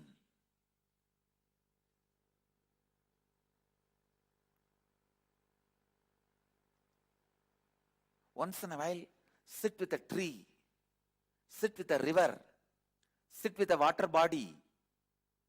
When I say water body, I mean 100 times more quantity water than your blood level is a water body.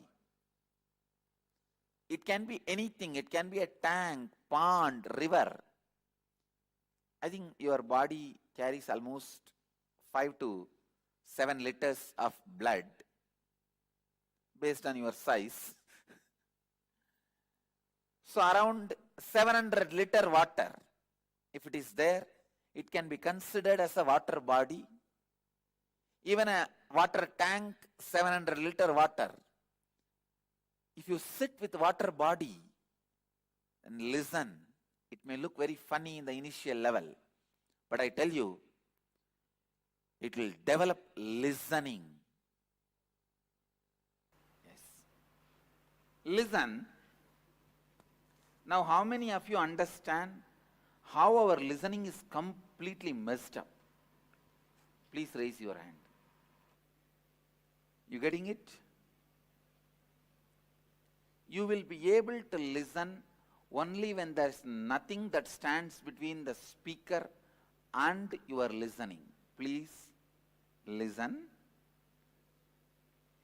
Only if there is nothing standing between the speaker and your listening, listening can happen. Now you may be listening. Only if the speaker is standing, you can be listening. Understand? If there is nothing standing in between the speaker and your listening, only then you will be able to listen. That means you cannot have any other thought in your head at the point when you are listening. You have to be established in the zone of pure listening. You have to be established in the zone of pure listening. So understand, if you have any other thought in your head at the point when you are listening, you won't be able to listen. You cannot have any other thought in your head at the point of listening. You have to be established in the zone of pure listening. Only then cognition can happen. You will not be able to be in pure listening because you are already preoccupied with many incomplete moments of past. Incomplete moments of past sitting inside you in the present.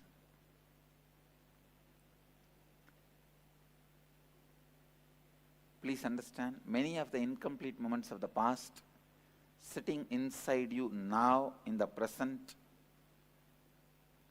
is the reason why you do not listen. It is incompletions. I can say mountains of incompletions. Sometimes I wonder what all incompletions people can create. No, we are like an incompletion invention machine. No, really. For what all reason people can create incompletions, unimaginable. When you carry incompletion, you can just go on creating incompletion for anything and everything. Understand? It's only with completion listening starts. You will learn the process of completion. We will begin completing your past. Only then your ability for pure listening exponentially goes up. When you complete your past, your ability for pure listening exponentially goes up. We will work on a lot of powerful methods that will establish you in the state of completion, increasing the state of listening in you. Along with those techniques, continuously take on only this one spiritual practice, listen. This is the only spiritual practice I want you to do for next 21 days. That is listening. Everything else will automatically happen. Just be in the space of listening. Simply when I say start the pranayama, your body will start. You don't need to do. Nothing will be difficult if you are in the space of listening. Next 21 days, constantly remind yourself to practice this and be in the state of listening. Please understand, it is listening, listening, listening.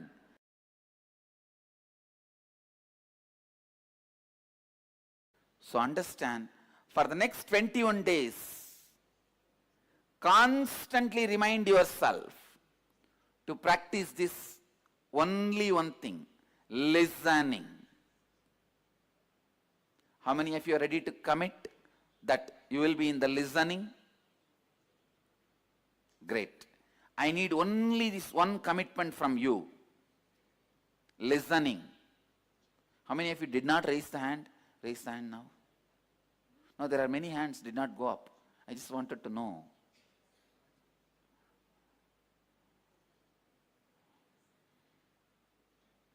Okay. Now, let's take an oath. Let's take this as a commitment. Next 21 days, you will be in the space of listening. Listening should be the space continuously you will be carrying for the next 21 days. Now, all of you can create your examples. You know what you would have been if there was no listening. So, all creation begins with the capacity to listen to yourself and listening. You can deepen listening. You can deepen listening if you can listen to others.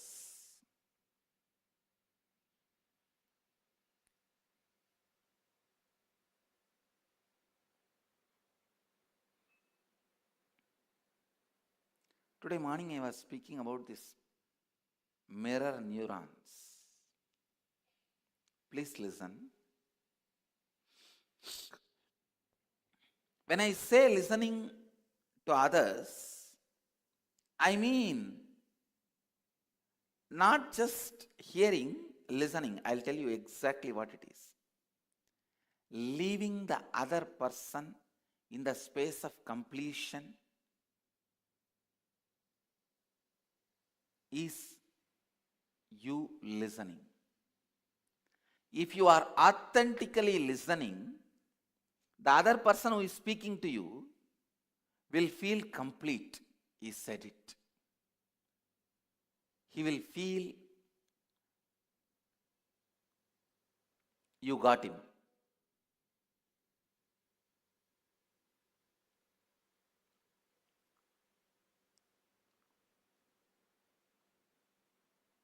He will feel certain kind of a relief.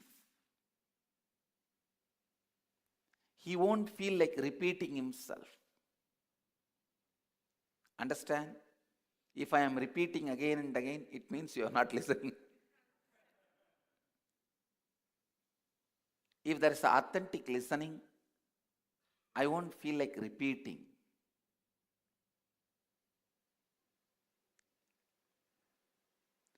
Even if the other person is in the space of incompletion, your authentic listening has a power to complete him. Your authentic listening has a power of completing him. Authentic listening means no judgment, no preconceived notion, just pure listening. It's like you put yourself in his place and experience him in you, experiencing him or her in you. This is listening that leaves the speaker with the experience that he is heard. What exists in him is received by the listener. How many of you are able to get what I am saying? How many of you are not able to get? Please raise your hand. I'll repeat. Yes. Can you now? How many of you are not able to get it? Please raise your hand. Nothing wrong. You see, nothing wrong. It's a very high concept. Just raise your hand. Please listen. I'm talking to all of you. You need to listen. See, you are coming, I'm giving you an example. You are coming actually to fight with me. No. For example, don't worry. But you are afraid to fight with me directly. But because of that fear, you use very polite, rosy, jil words, and you talk very lovingly, caringly. But in that itself, you convey the anger you need to convey. If I am an authentic listener, I will know exactly with what you came, and I'll get it and leave you in the space of completion. You have been heard, even if you have not uttered it. Getting it now? This is what is authentic listening. How many of you are understanding now? And that team who did not get it first time, can you raise your hand now? Did you guys get it? That's all. Please visit. See, many times we observe we are lost in the tone, not in the actual feeling. The authentic listening is putting yourself in that person's space and experiencing. Now you will understand this mirror neuron concept completely. Mirror neuron. Understand?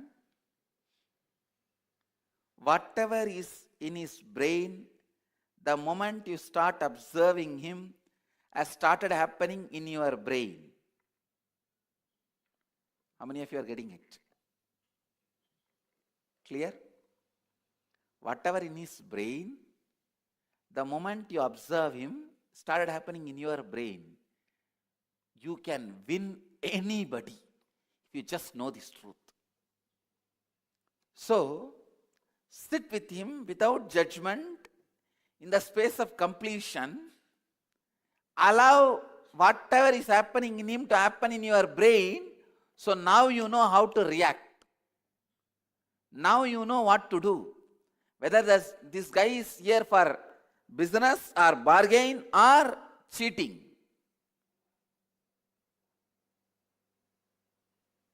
Business or bargain or for cheating.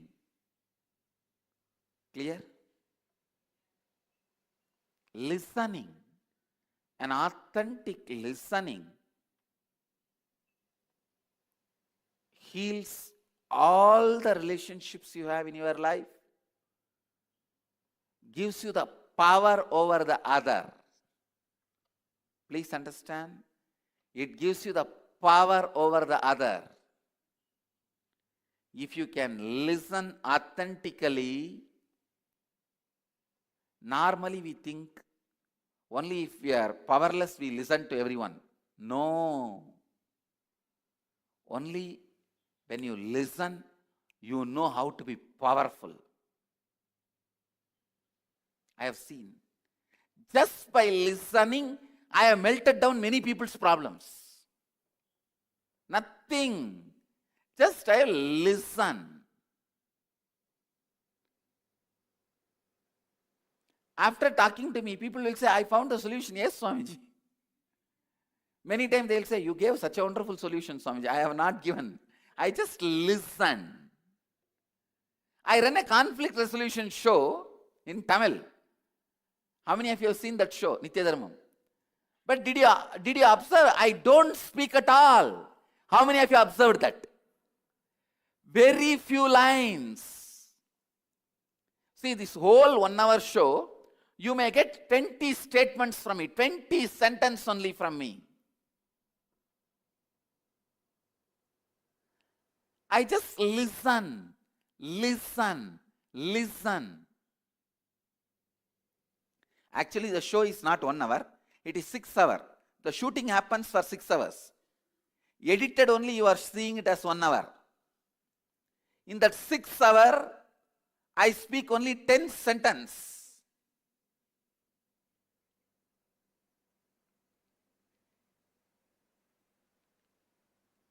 It is just providing listening. Understand? You are listening as power. Listen. When you start listening, first his neurons will mirror in you. When you listen, your neurons will mirror in him. He will have solution. He will have solution. I tell you, you are listening as a power to leave the other person complete.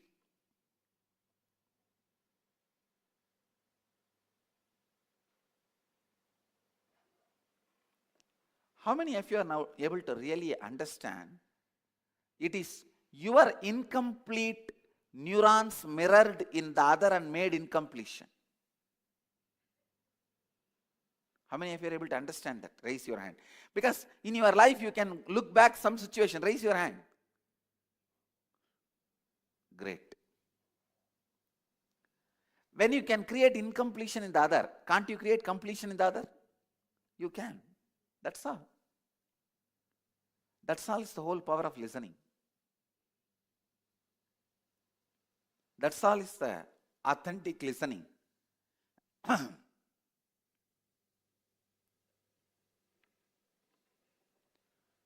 If you provide this kind of listening, authentic listening, your body, mind, everything becomes the vehicle of completion. You become walking God. I tell you, that's the right word I'll use. You become a Deva or Devata. You can say that, how can we all be God? God has to be only one. No. God is only one is the lie taught to you by Abrahamic religions. God is many and all gods are powerful. But a spiritual mind knows the truth. Everyone is God and everyone is all powerful. If you are providing this kind of listening to people, you are God. Because wherever you go, you are making people complete.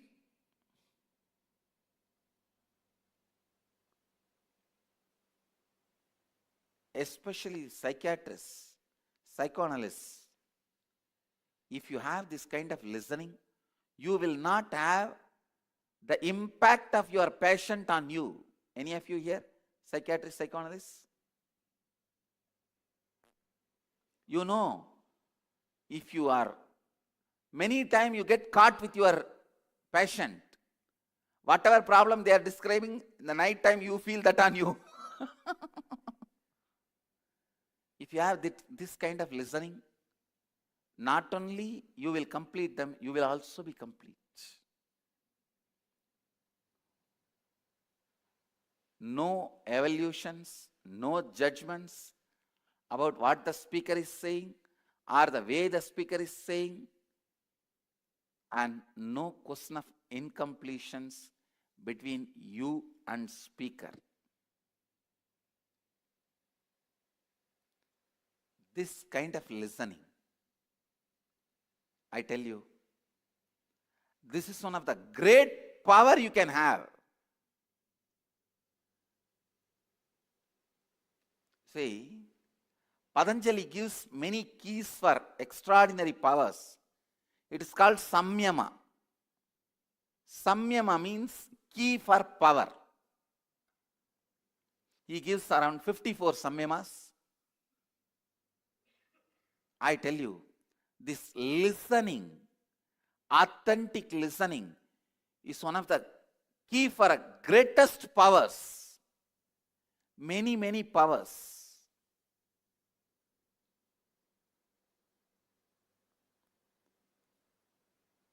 Listen. How many of you observed experientially in your life, the moment you uttered your problems to my listening, it is disappeared, you found the solution? Raise a hand. I just wanted to see. Almost 90%. Now, all of you then understand the power of listening. I am not doing some jatu or miracle. Listening is one of the greatest miraculous powers you can have. God has given you. He has programmed you for it. Please have it back. Now, we'll do a very simple internalizing process to revoke, to awaken the listening power in us. To awaken the power of listening in us.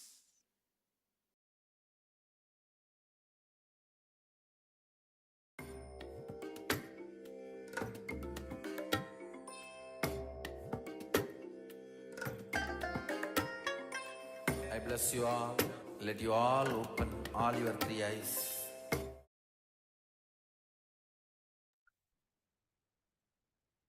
So now, with going through these powerful revelations, we'll enter into another guided internalization where Swamiji himself will be directly guiding us into the science of listening. What is listening? So let us move ahead with this powerful guided internalization process. Here Swamiji will be directly guiding us into this science. So let us come to the space of listening.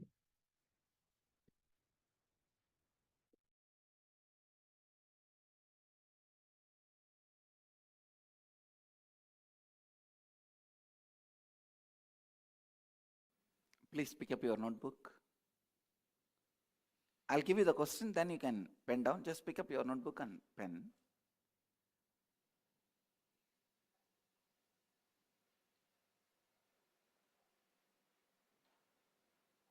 Listen. The essence of authentic listening is your listening cannot include even a slight or subtle sense of resistance to what they are expressing. For example, you listening from your past opinion about the person speaking, or you listening from the space of I already know what he is saying, cannot be. You cannot add anything to what they are saying. Means do not assume or assign your own meanings to what they are saying. Do not come to conclusion about what they are saying. Do not start worrying about what they are saying. Do not judge or label what they are saying. See, usually the moment you hear others, you are lost in the analysis grid inside your head, which fires a maze of questions in you. Why is he saying this? Is this right? Is this wrong? Is this good? Is this bad? How can he say this? Is he having some other motive? Is he trying to exploit me, get my compassion, sympathy? So many things start coming. You start listening to the questions inside and you miss the person outside. How many of you have done this in your life? Without any of this, being with a simple act is listening. Simple act of listening is listening. So from now on, begin listening to what others is saying without adding or subtracting anything from what is being said. That is when you will actually leave the speaker in the space of completion. just with the simple act of listening. What is listening? Just close your eyes, few minutes.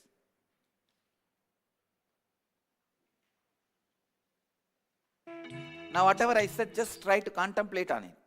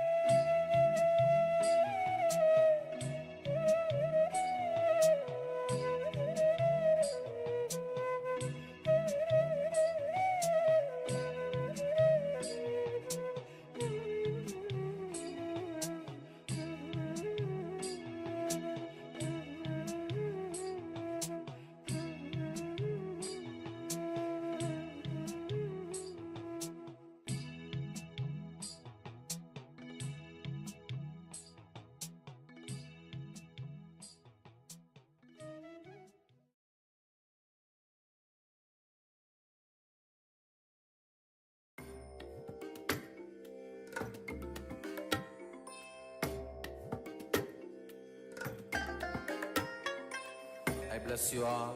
Let you all open all your three eyes and manifest the powers of Mahasada.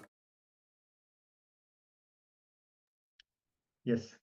So now we'll be moving ahead with the second part of this meditation. And so Ma Shukra Indranda has shared some notes. So yes. So we'll briefly go through one of the notes. So Ma Shukra Indranda is sharing, I don't like receiving voice messages. I often don't listen to them patiently. So that's a very common thing which can happen with any one of us. So here, Ma, what we need to look in is, one is listening to the outside sound, whatever is coming in the voice message, for example. But the other part is we not feeling, we don't like listening, or we don't often listen with patience. When we are not listening with patience, something happens to us. Are we restless that time? Are we fidgety that time? Or are we shaking, moving? So listening to us more than anything, listening to us, what is happening in our inner space, what is happening in our body, that is what gives us the ability to listen to others also. When we start listening to ourselves, we are able to listen to everybody and also speak into the listening of everybody. So next time when you notice that if there is an irritation or some other thing happening, let us look in and listen to ourselves. Why that feeling is happening. So now let us move to the second part of this meditation process. Now we'll be moving into the part 2 of the listening meditation process. We'll request all the participants to continue with the listening meditation. Listening is very important in our lives because only when we listen authentically, our life can become more easy and more Paramashiva. We'll start manifesting Paramashiva more. Instead of just hearing what other person is telling, if a other person, for example, tells a word at you, if you hear, if it is triggering anger in you, then we didn't listen to it properly. If someone is scolding us, if we listen deeply to that person, then we may actually try to start following what the person is trying to tell us, and the person could also be helping us. So now, since we have understood that listening is very important, let us move into the second part of the meditation now.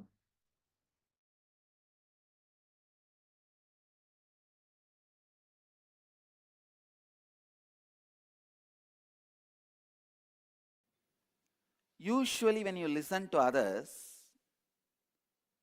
you want to look good. So that pseudo sympathy starts coming. You start showing sympathy. Oh, is it so? Oh. And you start uttering the words to look good. If you see my show, you will understand. You will never see me giving a single sympathetic word. You will never see me giving a single sympathy word.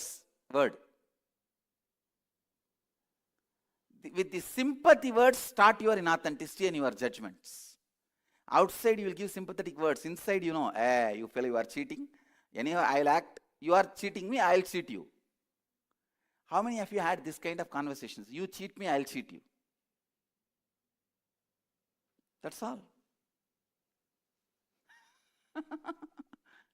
You cheat me, I know. I will also cheat you by giving the sympathetic words. And that fellow will be thinking, you are cheating me with giving sympathetic words. I'll tell you more cheating stories and get more sympathy out of you. Inauthentic speaking, inauthentic listening, inauthentic speaking, and inauthentic listening.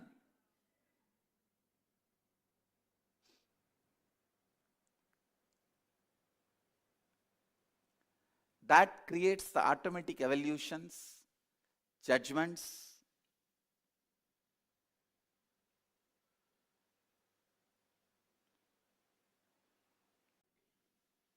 Just remember at least 4 or 5 conversations you had where you know other person is lying and you gave us sympathetic words, you are also inauthentic. Just close your eyes and remember, just 4.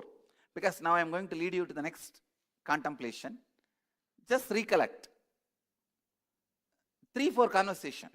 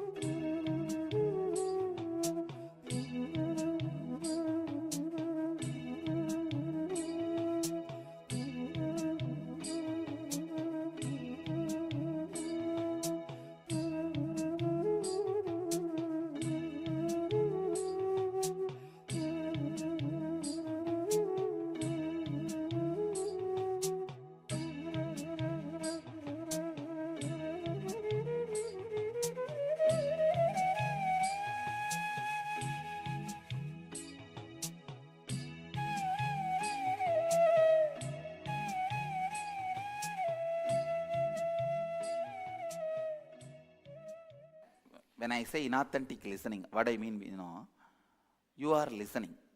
You know other person is not authentic. You already started judging. Correct. But you also don't show anger. And you show very sympathy and empathy. Oh, is it so? Oh, so sweet. I try to cut the conversation and get out of it. I don't really try to continue with it. Really? Then you must have been divorced by now.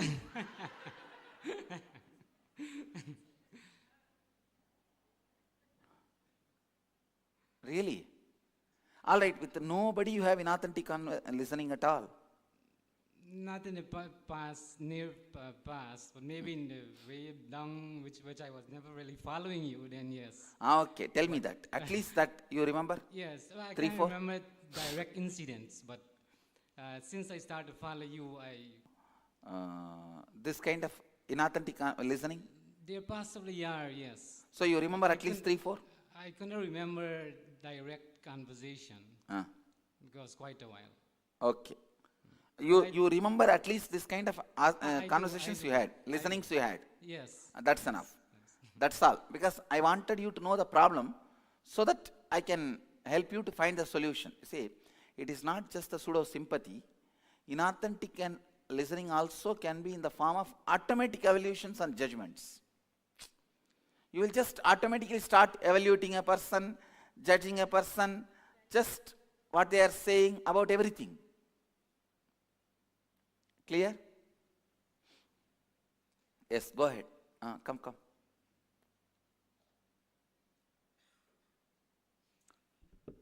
Thank you. Paresh Shah from Los Angeles. Yes. What about the judgment when you agree with someone? Is that a judgment that's equally to be... No, if you agree with someone, you will not even pass a judgment. You will just listen. Okay, so when you say judgment and evaluation, you mean on the negative side, not on the positive side. Thank you. See, now, I wanted you guys to do a very simple experiment. You will sit with your city Sangha. Means people whom you know already. People whom you know, people with whom you already have a relationship. You have a default listening. Now listen. Sit with your local Sangha. People with whom already you have a judgment. You already have evaluated them. Understand? Now you discuss something. Maybe you plan, after going back, we will go to some homeless house, homeless shelters, and give them breakfast. We will prepare a soup or serve them. Or we will gather together and do an abhishekam. Some project which you will all be doing together. Surely not drinking, and you are not going to do that together. Something which you plan for something which you are going to do together. When you are planning this itself, see the listening and find all your inauthenticities. Understand? All you have to do, when you notice you have listened inauthentically, you have to decide to be authentic. You have to decide, you have to be authentic. Inauthentically listening takes away the power from you. You become powerless with inauthentic listening. So being aware that you have listened inauthentically is an opportunity to train yourself to listen with authenticity.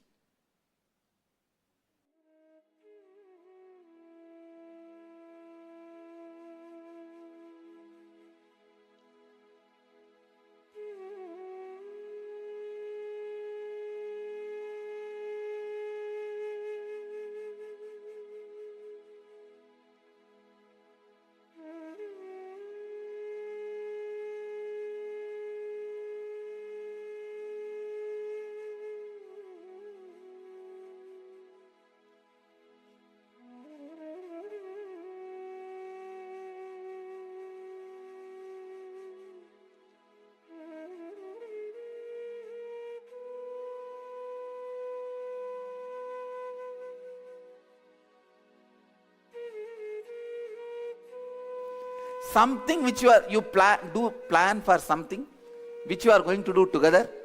When you are planning this itself, see the listening and find all your inauthenticities. Understand? All you have to do, when you notice you have listened inauthentically, you have to decide to be authentic. You have to decide, you have to be authentic. Inauthentically listening takes away the power from you. You become powerless with inauthentic listening. So being aware that you have listened inauthentically is an opportunity to train yourself to listen with authenticity.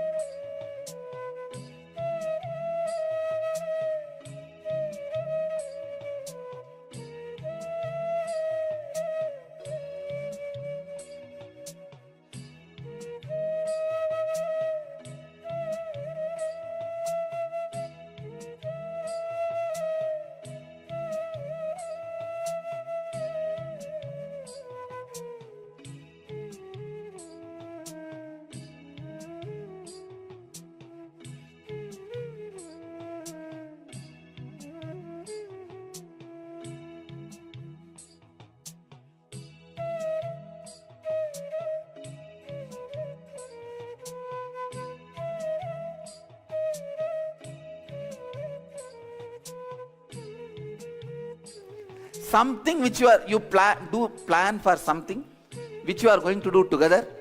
When you are planning this itself, see the listening and find all your inauthenticities. Understand? All you have to do, when you notice you have listened inauthentically, you have to decide to be authentic. You have to decide, you have to be authentic. Inauthentically listening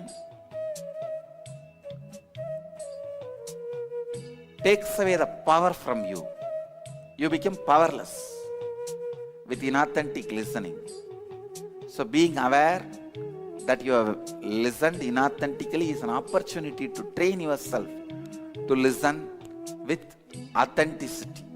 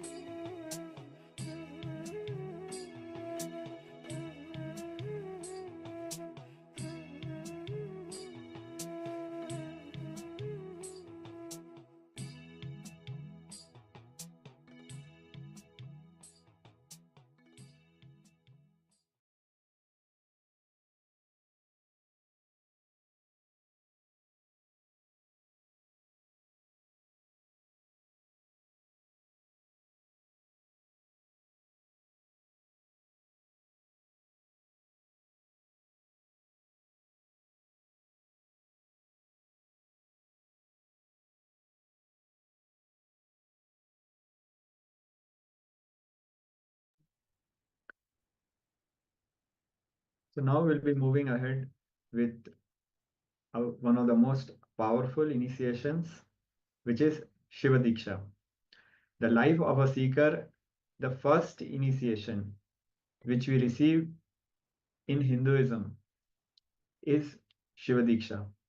So in the next discourse, in the next powerful series of revelations, Swamiji will be telling us about Shiva Diksha. This is one of the most important initial beginning initiation that we receive as we progress in our life as a Hindu and manifesting powers. So let us now move ahead and listen to what the Supreme Pontiff of Hinduism is revealing about Shiva Diksha.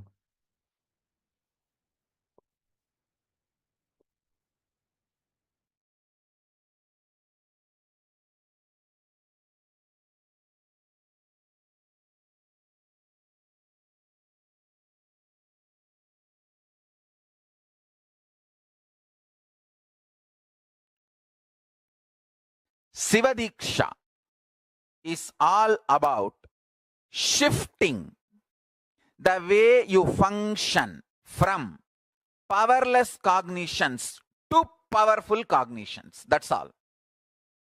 Shiva Diksha is the way to shift you from functioning from powerless cognition space to powerful cognition space. Listen carefully. Understand life. Listen carefully and understand life.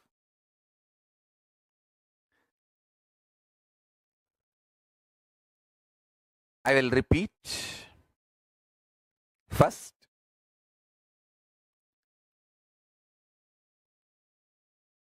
your inner space is like a software which decides how your life will be. That's the first understanding. Second, if the inner space is filled with powerless cognitions, powerless, suffocating,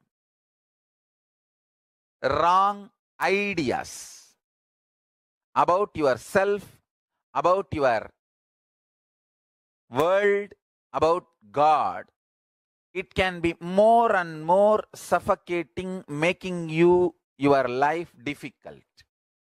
And if you can start building the content of your inner space, powerful, start functioning from powerful cognitions, truths, understandings about you, world and life, you can become enlightened, manifest powers and all possibilities. Now listen carefully. The good news I have is your inner space can be beautifully reprogrammed. It can be reprogrammed with powerful cognitions. It can be reprogrammed for enlightenment. It can be reprogrammed to manifest the state, space, powers of ultimate Paramashiva.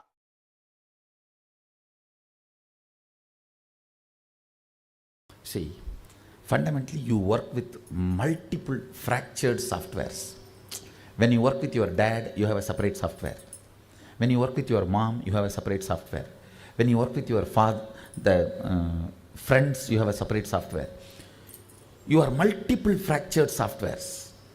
Now I am putting one software of oneness to do power manifestation. It is too small compared to the load which is around you. You are so comfortable in playing with all those softwares. It takes little time for this new software.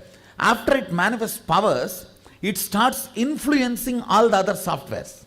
Then in few days, it makes all the other irrelevant, redundant. Then this overpowers and makes you, that oneness becomes your fundamental cognition where you park yourself.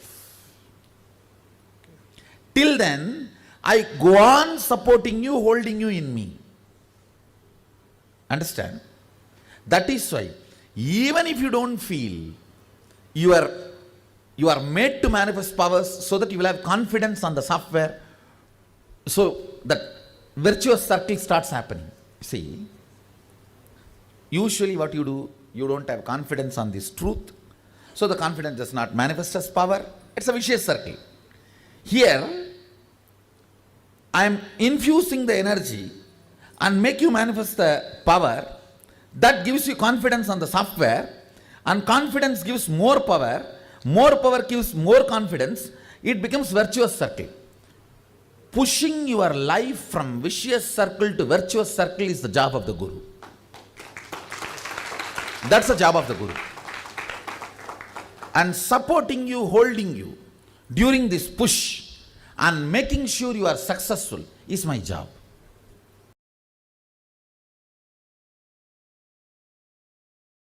In India, in Vedic system, the moment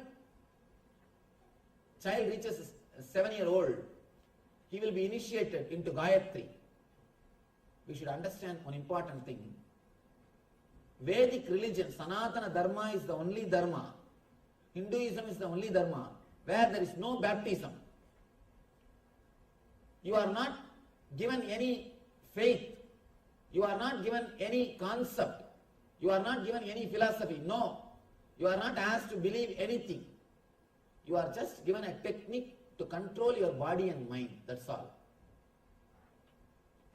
The mantra, very word taught to a child when he is 6 or 7, the Gayatri mantra, even the very meaning of the mantra is, let me meditate on the energy which awakens my consciousness. Let that consciousness help me to meditate on it. That's all. Om Tat Savidurvarenyam Barho Devasya Dhimahi Diyo Yona Prachodayat. Please be very clear. This mantra don't have any other meaning. It is not related to any devatas. There is no mention of Gayatri Devi with 5 faces. No. This mantra means, let me meditate on consciousness which awakens my intelligence. Let that consciousness help me to meditate on it. That's all. First thing our rishis wants us to do, our enlightened masters wants us to do is, first thing, bring your body and mind under your control. First, learn how to live with your body and mind. Gayatri mantra is owner's manual for body and mind. If you have a car, owner's manual is a basic need. Without owner's manual, if you start driving a car, it is whose mistake? It is your mistake. All the vehicles you can see, on the airbag there will be a small note. It may cause serious injury. Don't put kids in front. Kids below the 12 should not sit. And there are some serious important instructions, warnings. Same way, and there will be one more warning. Read owner's manual to know more about the airbag. Same way, the moment you enter into the body, around the age of 7 only, you start handling your body. Till the age of 7, you start living only in the instinct level. Only at the age of 7, your intellect starts working. You start making decisions. The moment you start making decisions, first thing you should know is how to bring body and mind under your control. That is the reason the Vedic masters, they teach us to awaken the intelligence, to awaken the consciousness.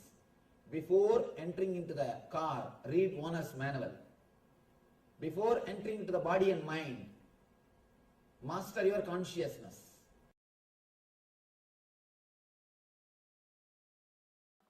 Listen.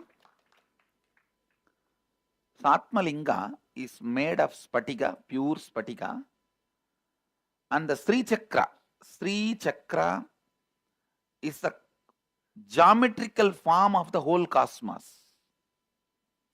The whole universe, the geometrical form is Sri Chakra. As per the scientist itself, the form of the conceivable form of the cosmos is Linga. Please understand.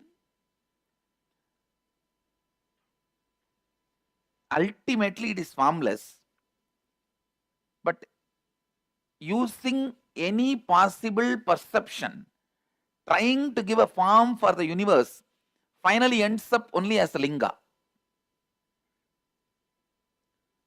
So, the closest form is Linga. The closest geometrical description of universe is Sri Yantra. The closest form of the universe is Linga, and the closest geometrical representation of the universe is Sri Yantra. That Sri Yantra is carved on this Linga. Please understand, Sri Yantra is carved on this Linga. The Guru of Shankaracharya. Shankaracharya had many gurus. Only the biographers, because they were Brahmins, they removed all other non-Brahmin gurus from his life. Otherwise, he had many gurus. One of the Shankaracharya's guru, Abhinavagupta, installed the Shivalinga in Kashi Annapurneshwari temple. When we go to Annapurna temple, we will see this Sri Yantreshwara. The deity is there. And that is the Mula Devata of Mahanirvani Pita. So he is the original deity of Mahanirvani Pita who receives worship every day first. Actually, first he is worshipped in our Mahanirvani Pita. Only then all other gods, including Annapurni, receives worship. Please understand, he receives worship first. Mula Devata. Mula Devata means we may have many gods in our temple, but this deity is the chief deity. So the Sri Yantreshwara is the Mula Devata of our Sangha. Nirvani Pita and Nithyananda Sangha, both. For both, this is the Mula Devata. By form, the male Shiva energy. By Sri Chakra, the female Devi energy. By energizing the Guru energy. All the three are inside.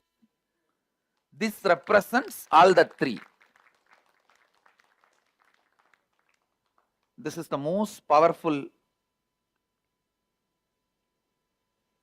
piece of consciousness you can have. And no need to do any puja, any worship. It is specially energized to constantly keep your Kundalini high and make the enlightenment happen in you. Is maintenance free, like me. You don't need to have anything done. There is, see, if you want to do puja, you have a freedom to do puja. But it is not energized for everyday puja. So there is no demand that you have to do it. If you are enjoying doing it, do it. Otherwise, he is energized fully independently to act as a independent intelligence of literally having a piece of Guru with you. Your own Guru and God for you. It's usually traditionally called Atma Murti. Means your own consciousness.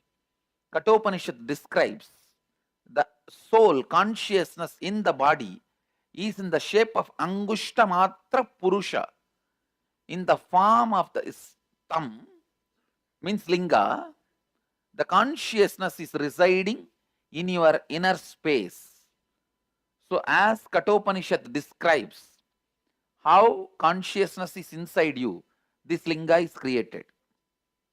If you want to know more about it, you should hear from people who already got it and started using it in their day-to-day life.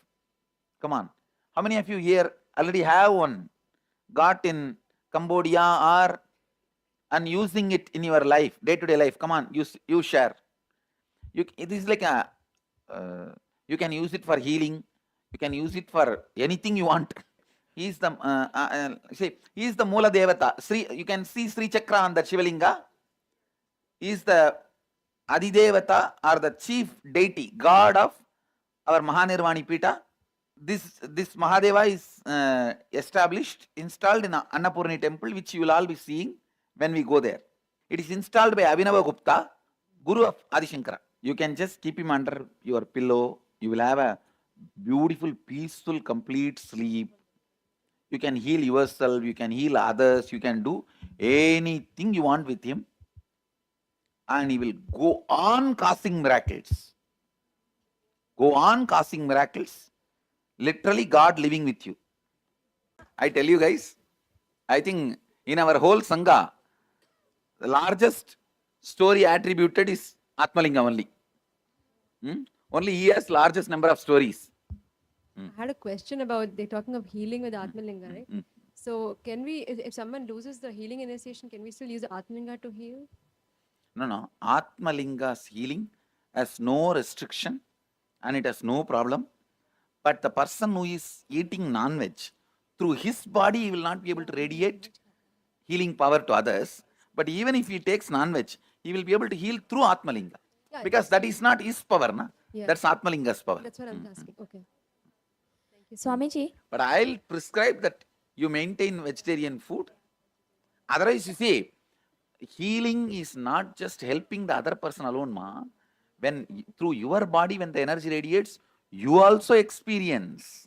Now you will not have the benefit. Only the other person will have the benefit. You understand? No, sometimes, Swamiji, it's very easy to lose the healing initiation if you have something with, by mistake, if you have it, you lose What it. I am saying, no. In those cases. See, you are aware and you take care that you don't eat poison, na?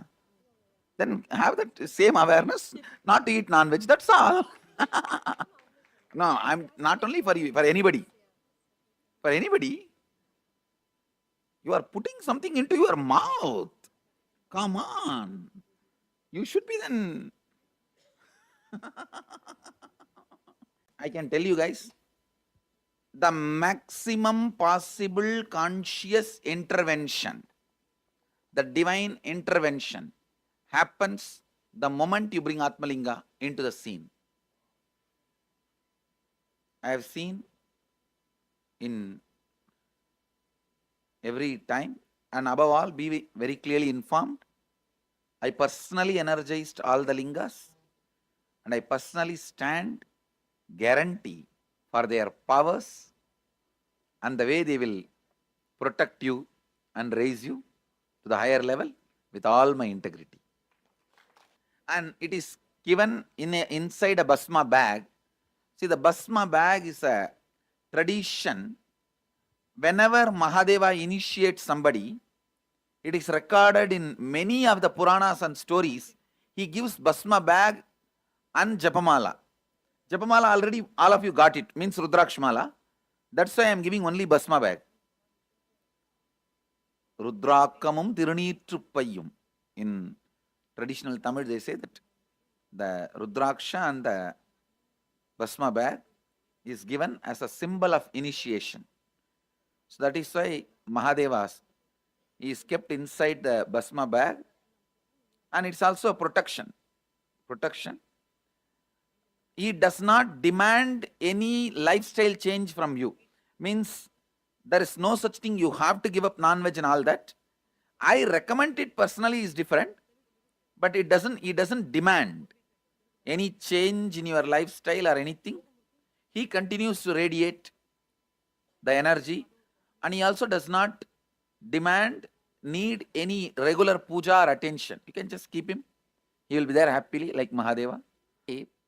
Mahadeva, when he gave birth to Subramanya, the Garbha needed a water body where it can get cooled and assume the body. So that coolant, water body, see, just like in your mother's womb, there is a water body on which your body happened. So for that, he released water also. That water only became Rudraksha. So that water is the Rudraksha. That Rudraksha usually is used to keep your body and mind in the highest possible energy, especially when it is energized by a master. It just keeps your body and mind always like a battery bank. How you have a battery bank for your cell phone? This is a battery bank to recharge yourself continuously. Gauri Shankar is the best. But for each of your nakshatra rasi, you have a different you can wear. But Gauri Shankar is the ultimate. Gauri Shankar means the two Rudraksha will be together. That's the ultimate you can use for on your body. It will always be keeping you in highest possible energy. There is one higher level Rudraksha where the three will be together, but in the market it is literally not available. Very rarely we got some 32 pieces which I am wearing. That big mala which you see I am wearing, that is 3 Rudraksha. But after that still we are not able to get any more pieces. Only this Gauri Shankar is the available best Rudraksha. Gauri Shankar gallery has it. Trijuti they don't have. Means the 2 they have. That's the best to wear. See the Rudraksha, if you X-ray, you will see a separate quarters inside. Then it is original Rudraksha. For the seed, there will be quarters. 5 mukhi means 5 quarters will be there inside. 10 mukhi means 10 quarters will be there. So all the Rudraksha we have is thoroughly certified by the lab. And I stand for the integrity of all the Rudrakshas we have. Say, anything which is not non-veg, which is veg, you can have. Okay. Nothing wrong. Cauliflower is okay. Cauliflower is vegetarian. Why I don't encourage cauliflower? Lot of worms are there. Then okay, no problem, eat. I was talking about the Indian thing. Here lot of worms are there, which gets killed. So that's the reason I told. And I also wanted to tell you guys that bhasma which is inside this bag, anything you wanted it to become reality. Take this bhasma, one pinch, visualize that and just blow the bhasma in the air, and I commit with you guys, I'll make that into reality. Whether a healing or something need to be achieved in your life, this bhasma will be the way of connecting with Mahadeva. Just remember me and tell that this is what I wanted, this is the space I am creating. Whether you wanted to achieve something in your office or business or your personal relationship, anywhere, anything, just blow that bhasma in the space, it will go and do the job. Now we have a lot of people doing this BB, bhasma blowing, and getting achieved whatever they want. Now you can go on by adding. This bag is energized. You can go on add any amount. Bhasma is a sacred ash. That is what is Vibhuti, is what is Bhasma. Vibhuti is Bhasma. You can, there are so many words now. Udi, Vibhuti, Bhasma, Tirunir in Tamil. So each language has its own word. Actually in those days, I don't know about now, in those days when we have this color dress, in North India, no TT will ask for a ticket. You see, 9 years of my travel, never I bought a ticket. Now I'm going to write it in my biography. 9 years of my travel, never I bought a ticket in train. Mostly, Around 5,000 years ago, at the end of Mahabharat War, the ancient enlightened Hindu civilization consisted of 10,000 Hindu traditions, or sampradayas, that existed in 56 Hindu nations, 200 Hindu kingdoms, 1,700 Hindu provinces that covered more than 6 million kilometers square of Asia. The Supreme Pontiff of Hinduism, SPH, Bhagavan Sri Nithyananda Paramashivoham, is the reviver of KAILASA, this ancient enlightened Hindu civilizational nation. KAILASA is an unbroken cultural, religious, historical, civilizational, and sovereign continuation and revival of multiple of these historical Hindu sovereign states and Hindu ecclesiastical entities. The unbroken continuity of these ancient Hindu nations through KAILASA results in the legal recognition of KAILASA as per the international customary law, particularly the doctrine of continuity. The international law, the doctrine of continuity, implies that upheavals and revolutions within a country, changes in government, territorial adjustments, measures taken during military occupation, or other internal transformations do not negate the existence of the country, do not affect the legal personality and international obligations of the country or state. The Vienna Convention on Succession of States in respect of treaties, 1978, addresses these principles of the doctrine of continuity as it outlines international law during situation of state succession or continuation. International law recognizes a state's legal personality by recognizing its identity. This perspective extends even during the period when the given state or country is annexed or occupied by a foreign power. Even in such cases, the legal personality of the state is considered to persist, enabling its subsequent re-establishment. Historical examples dating back to the 18th century include cases like Portugal and Genoa that were re-established after the Vienna Congress of 1815. More recent examples include countries such as Poland, Ethiopia, Czechoslovakia, Albania, and Austria that were re-established after World War II. Even when a nation is deprived of its territory, the nation continues to exist. Its sovereignty and international legal personality continues to persist. The Dalai Lama, as the spiritual and temporal leader of Tibet, exemplifies this principle. In 1959, the Dalai Lama was exiled and forced to flee. Despite the challenges faced, the Dalai Lama continues to advocate for the preservation of Tibetan culture and garners worldwide support for Tibetan autonomy on the global stage. Similarly, from 1309 to 1376, the Pope of Catholicism had been in exile in Avignon. Despite this, he was recognized as the head of state as well as head of the church and given full privileges of the position after their return to Rome. Even in 1861, much of the papal territories had been lost, leaving the Pope with no sovereign territory other than the papal residence and related buildings. Yet his temporal powers were still acknowledged. He was recognized as a head of state, and later, the Lateran Treaty of 1929 formally re-established papal sovereignty over the Vatican City. The Sovereign Order of Malta further exemplifies this principle, retaining international recognition as a sovereign entity despite the permanent loss of their territory upon Napoleon's invasion in June 1798. Despite such permanent loss of territory, the sovereignty and the international legal personality of the Sovereign Order of Malta continue to persist. Much later in 1894, the order settled in Rome and acquired two properties, the Magistral Palace and the Magistral Villa that received extraterritorial status. Today, the order maintains diplomatic relations with 112 countries, issues its own diplomatic passports, currency stamps, and vehicle registration plates, and has been granted observer status in the United Nations.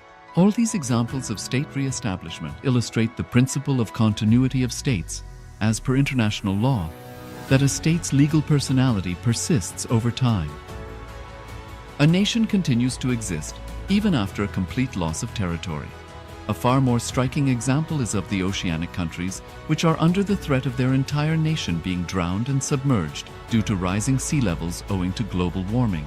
In response to such existential threat of climate change, Pacific Island nations, including Tuvalu, have enacted constitutional amendments and made international declarations affirming that their nation and their sovereign rights will continue to persist, despite their entire territory being lost to the sea. This proactive stance is highlighted in the Constitution of Tuvalu Act 2023 and the Pacific Islands Forum Declaration of 2021. The Supreme Pontiff of Hinduism, Bhagavan Sri Nithyananda Paramashivoham, through the line of succession is the present 203rd Emperor of the Hindu Sovereign Kingdom of Surangi Samrajya. He was crowned on the 31st of December 2004 at the age of 26. Thus, by very same principles of the doctrine of continuity, through which the international legal personality of Portugal, Genoa, Poland, Ethiopia, Czechoslovakia, Albania, Austria, Vatican, Tibet, Sovereign Order of Malta, and several other nations has been recognized despite having undergone a period of exile, annexation, occupation by a foreign power, or despite loss of territory.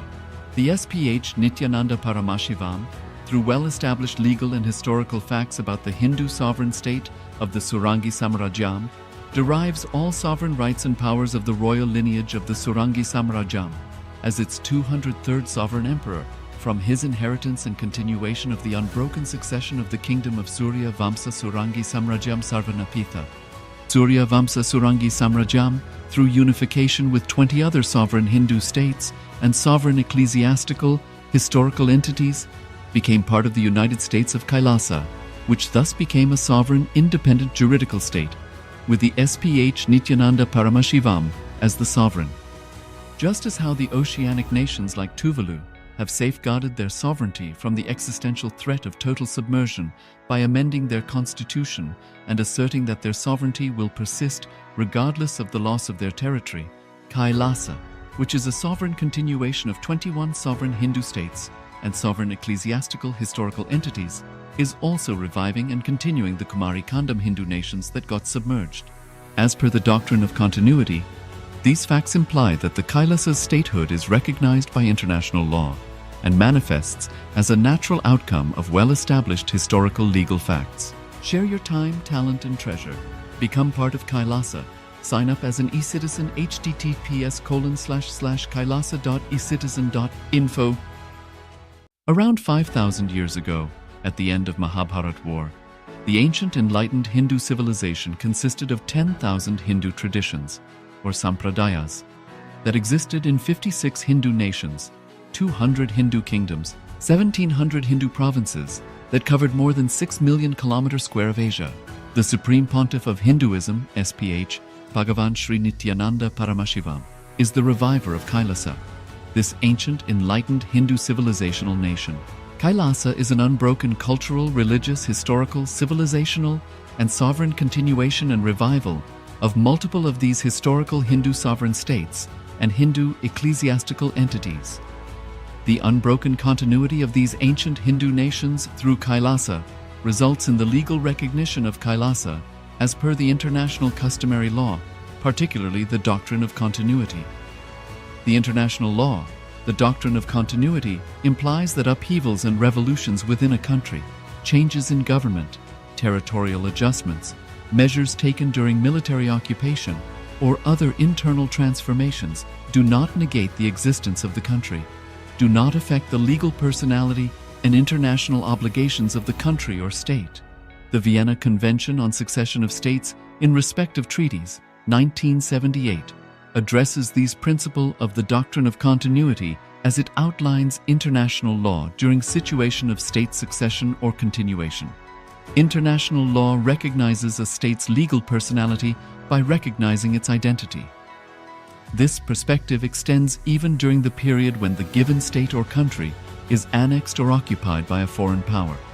Even in such cases, the legal personality of the state is considered to persist, enabling its subsequent re-establishment. Historical examples dating back to the 18th century include cases like Portugal and Genoa that were re-established after the Vienna Congress of 1815. More recent examples include countries such as Poland, Ethiopia, Czechoslovakia, Albania, and Austria that were re-established after World War II. Even when a nation is deprived of its territory, the nation continues to exist.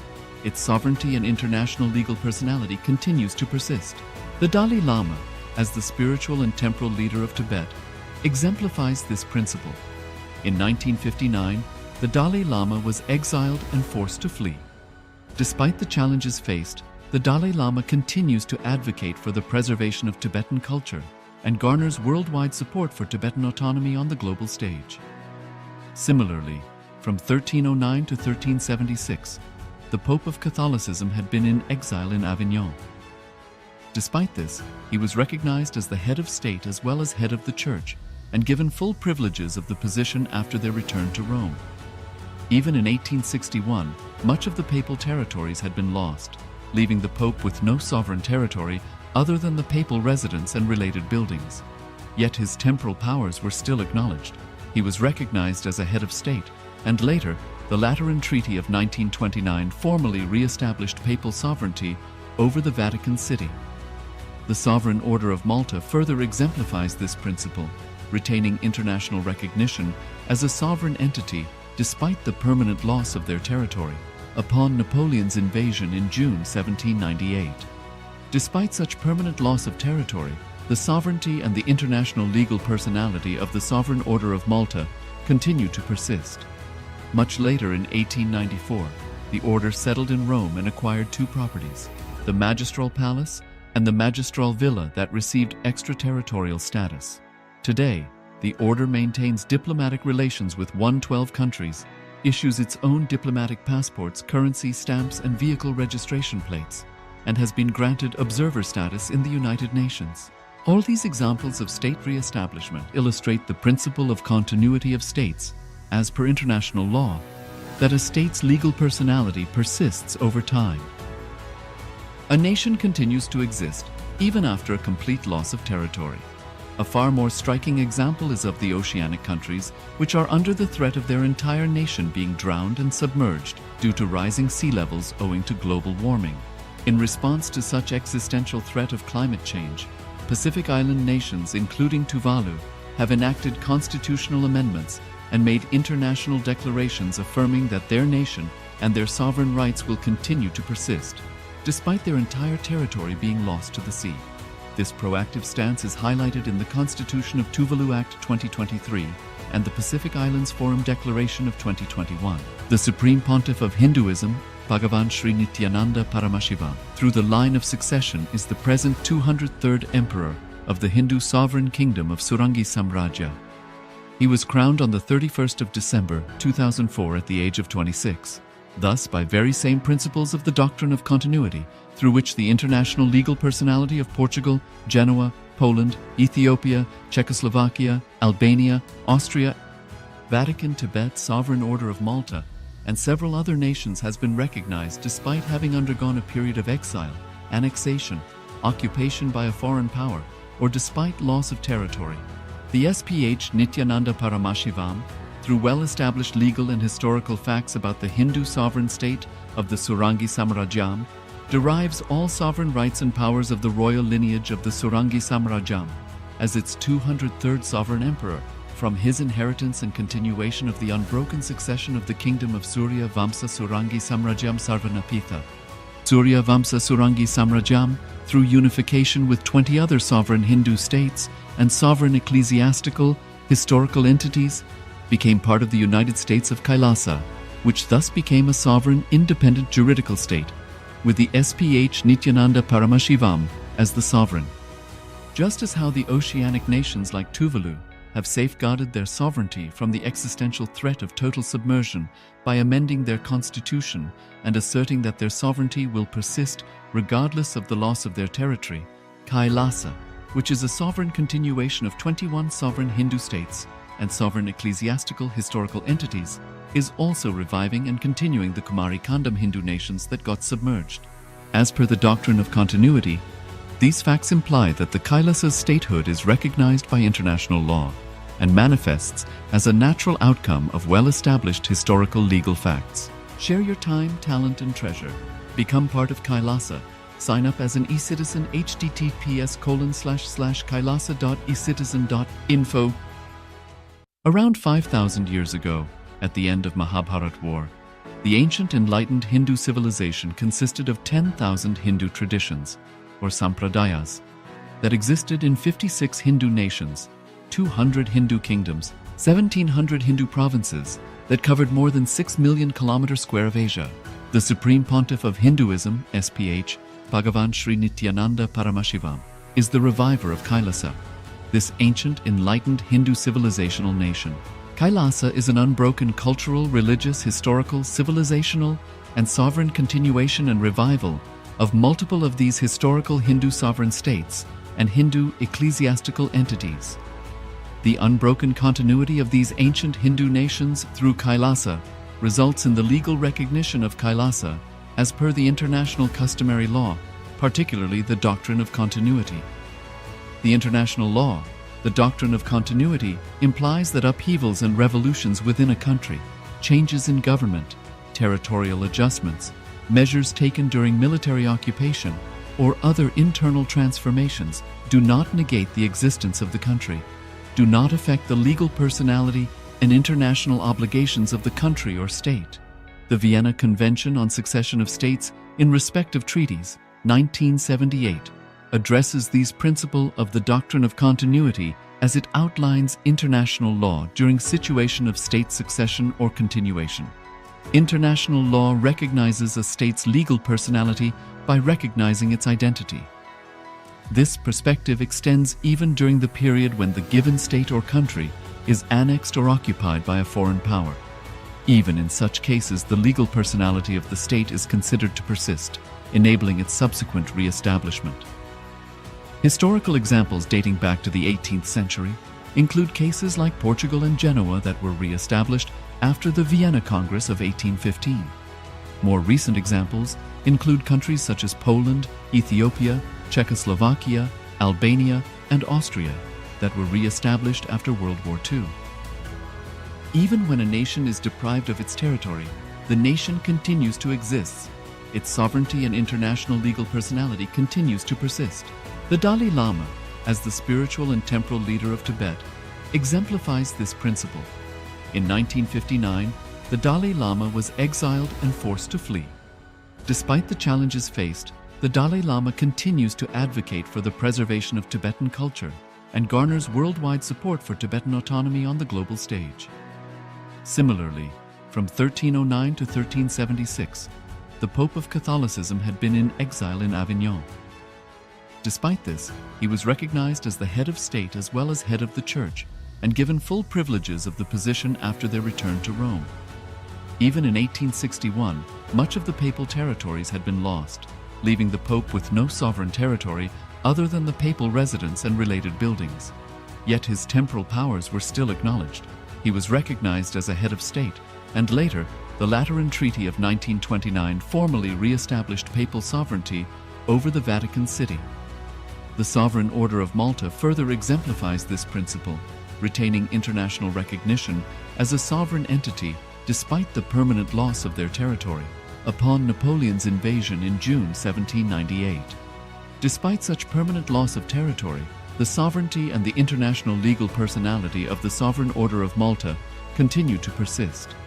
Much later in 1894, the order settled in Rome and acquired two properties, the Magistral Palace and the Magistral Villa that received extraterritorial status. Today, the order maintains diplomatic relations with 112 countries, issues its own diplomatic passports, currency, stamps, and vehicle registration plates, and has been granted observer status in the United Nations. All these examples of state re-establishment illustrate the principle of continuity of states, as per international law, that a state's legal personality persists over time. A nation continues to exist even after a complete loss of territory. A far more striking example is of the oceanic countries, which are under the threat of their entire nation being drowned and submerged due to rising sea levels owing to global warming.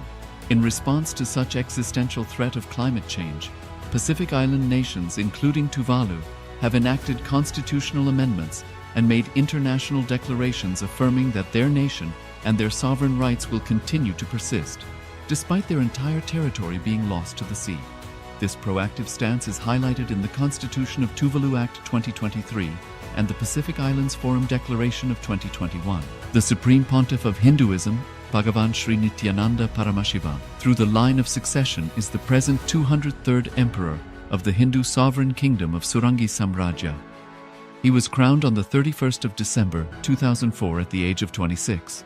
Thus, by very same principles of the doctrine of continuity, through which the international legal personality of Portugal, Genoa, Poland, Ethiopia, Czechoslovakia, Albania, Austria, Vatican, Tibet, Sovereign Order of Malta, and several other nations has been recognized despite having undergone a period of exile, annexation, occupation by a foreign power, or despite loss of territory. The SPH Nithyananda Paramashivoham, through well-established legal and historical facts about the Hindu sovereign state of the Surangi Samrajyam, derives all sovereign rights and powers of the royal lineage of the Surangi Samrajyam as its 203rd sovereign emperor from his inheritance and continuation of the unbroken succession of the kingdom of Surya Vamsa Surangi Samrajyam Sarvanapitha. Surya Vamsa Surangi Samrajyam, through unification with 20 other sovereign Hindu states and sovereign ecclesiastical, historical entities, became part of the United States of KAILASA, which thus became a sovereign independent juridical state, with the SPH Nithyananda Paramashivoham as the sovereign. Just as how the oceanic nations like Tuvalu have safeguarded their sovereignty from the existential threat of total submersion by amending their constitution and asserting that their sovereignty will persist regardless of the loss of their territory, KAILASA, which is a sovereign continuation of 21 sovereign Hindu states and sovereign ecclesiastical historical entities, is also reviving and continuing the Kumari Kandam Hindu nations that got submerged. As per the doctrine of continuity, these facts imply that the KAILASA's statehood is recognized by international law and manifests as a natural outcome of well-established historical legal facts. Share your time, talent, and treasure. Become part of KAILASA. Sign up as an eCitizen https://kailasa.ecitizen.info.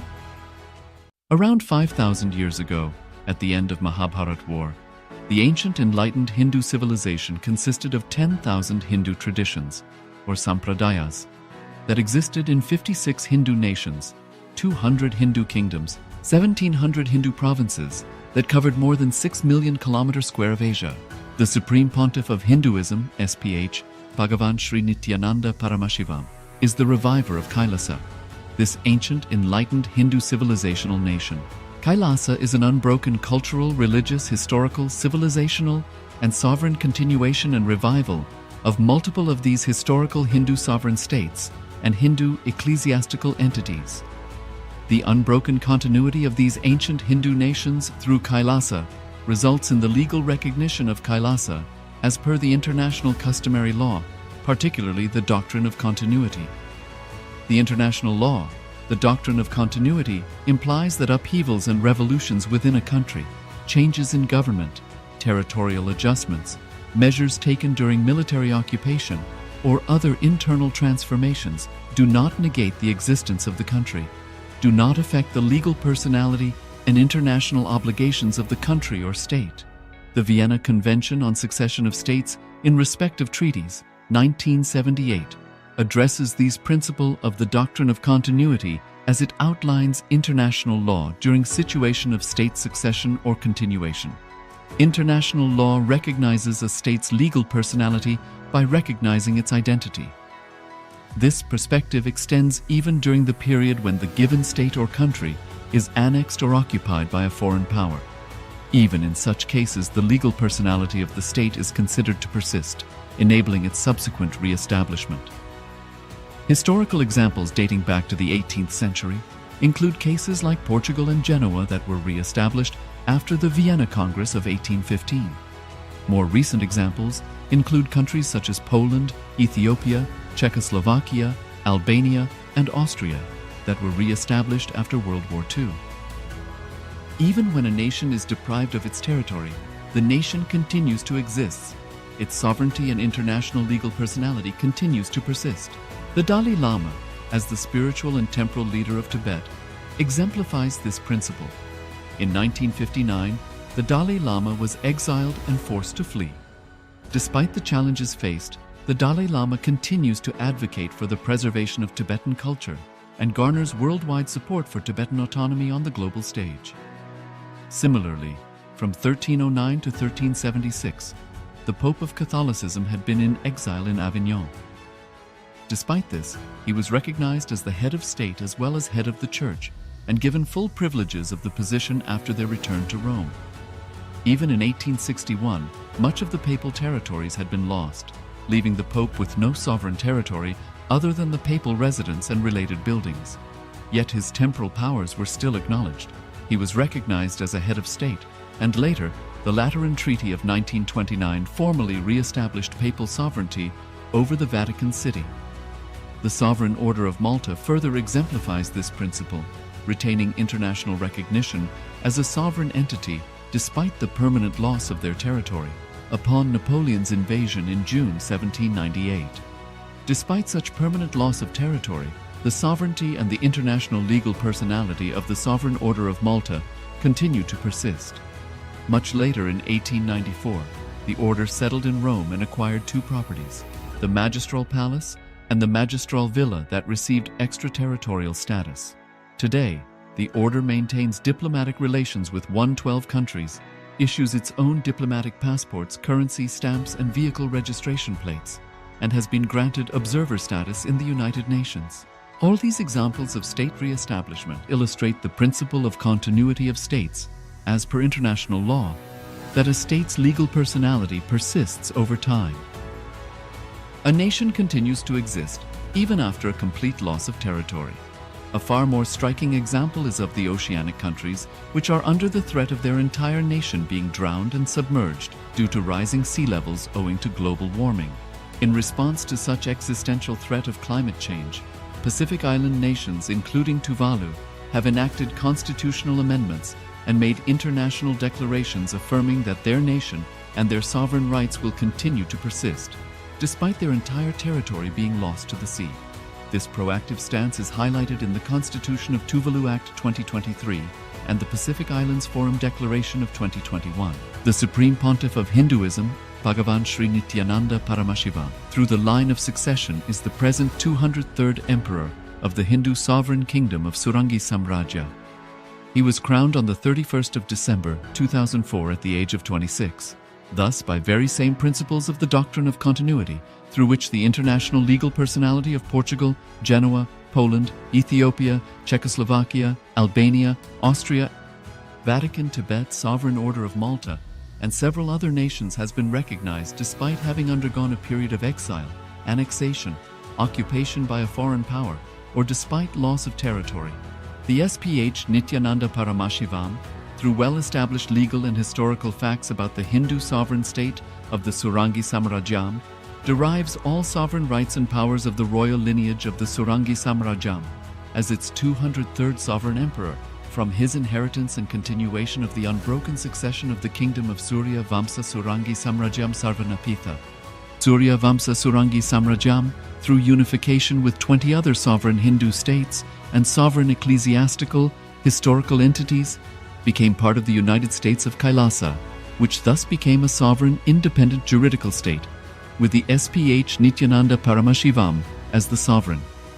Just as how the oceanic nations like Tuvalu have safeguarded their sovereignty from the existential threat of total submersion by amending their constitution and asserting that their sovereignty will persist regardless of the loss of their territory, KAILASA, which is a sovereign continuation of 21 sovereign Hindu states and sovereign ecclesiastical historical entities, is also reviving and continuing the Kumari Kandam Hindu nations that got submerged.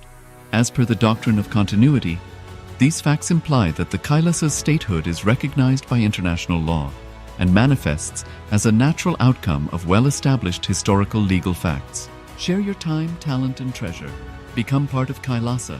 Sign up as an eCitizen https://kailasa.ecitizen.info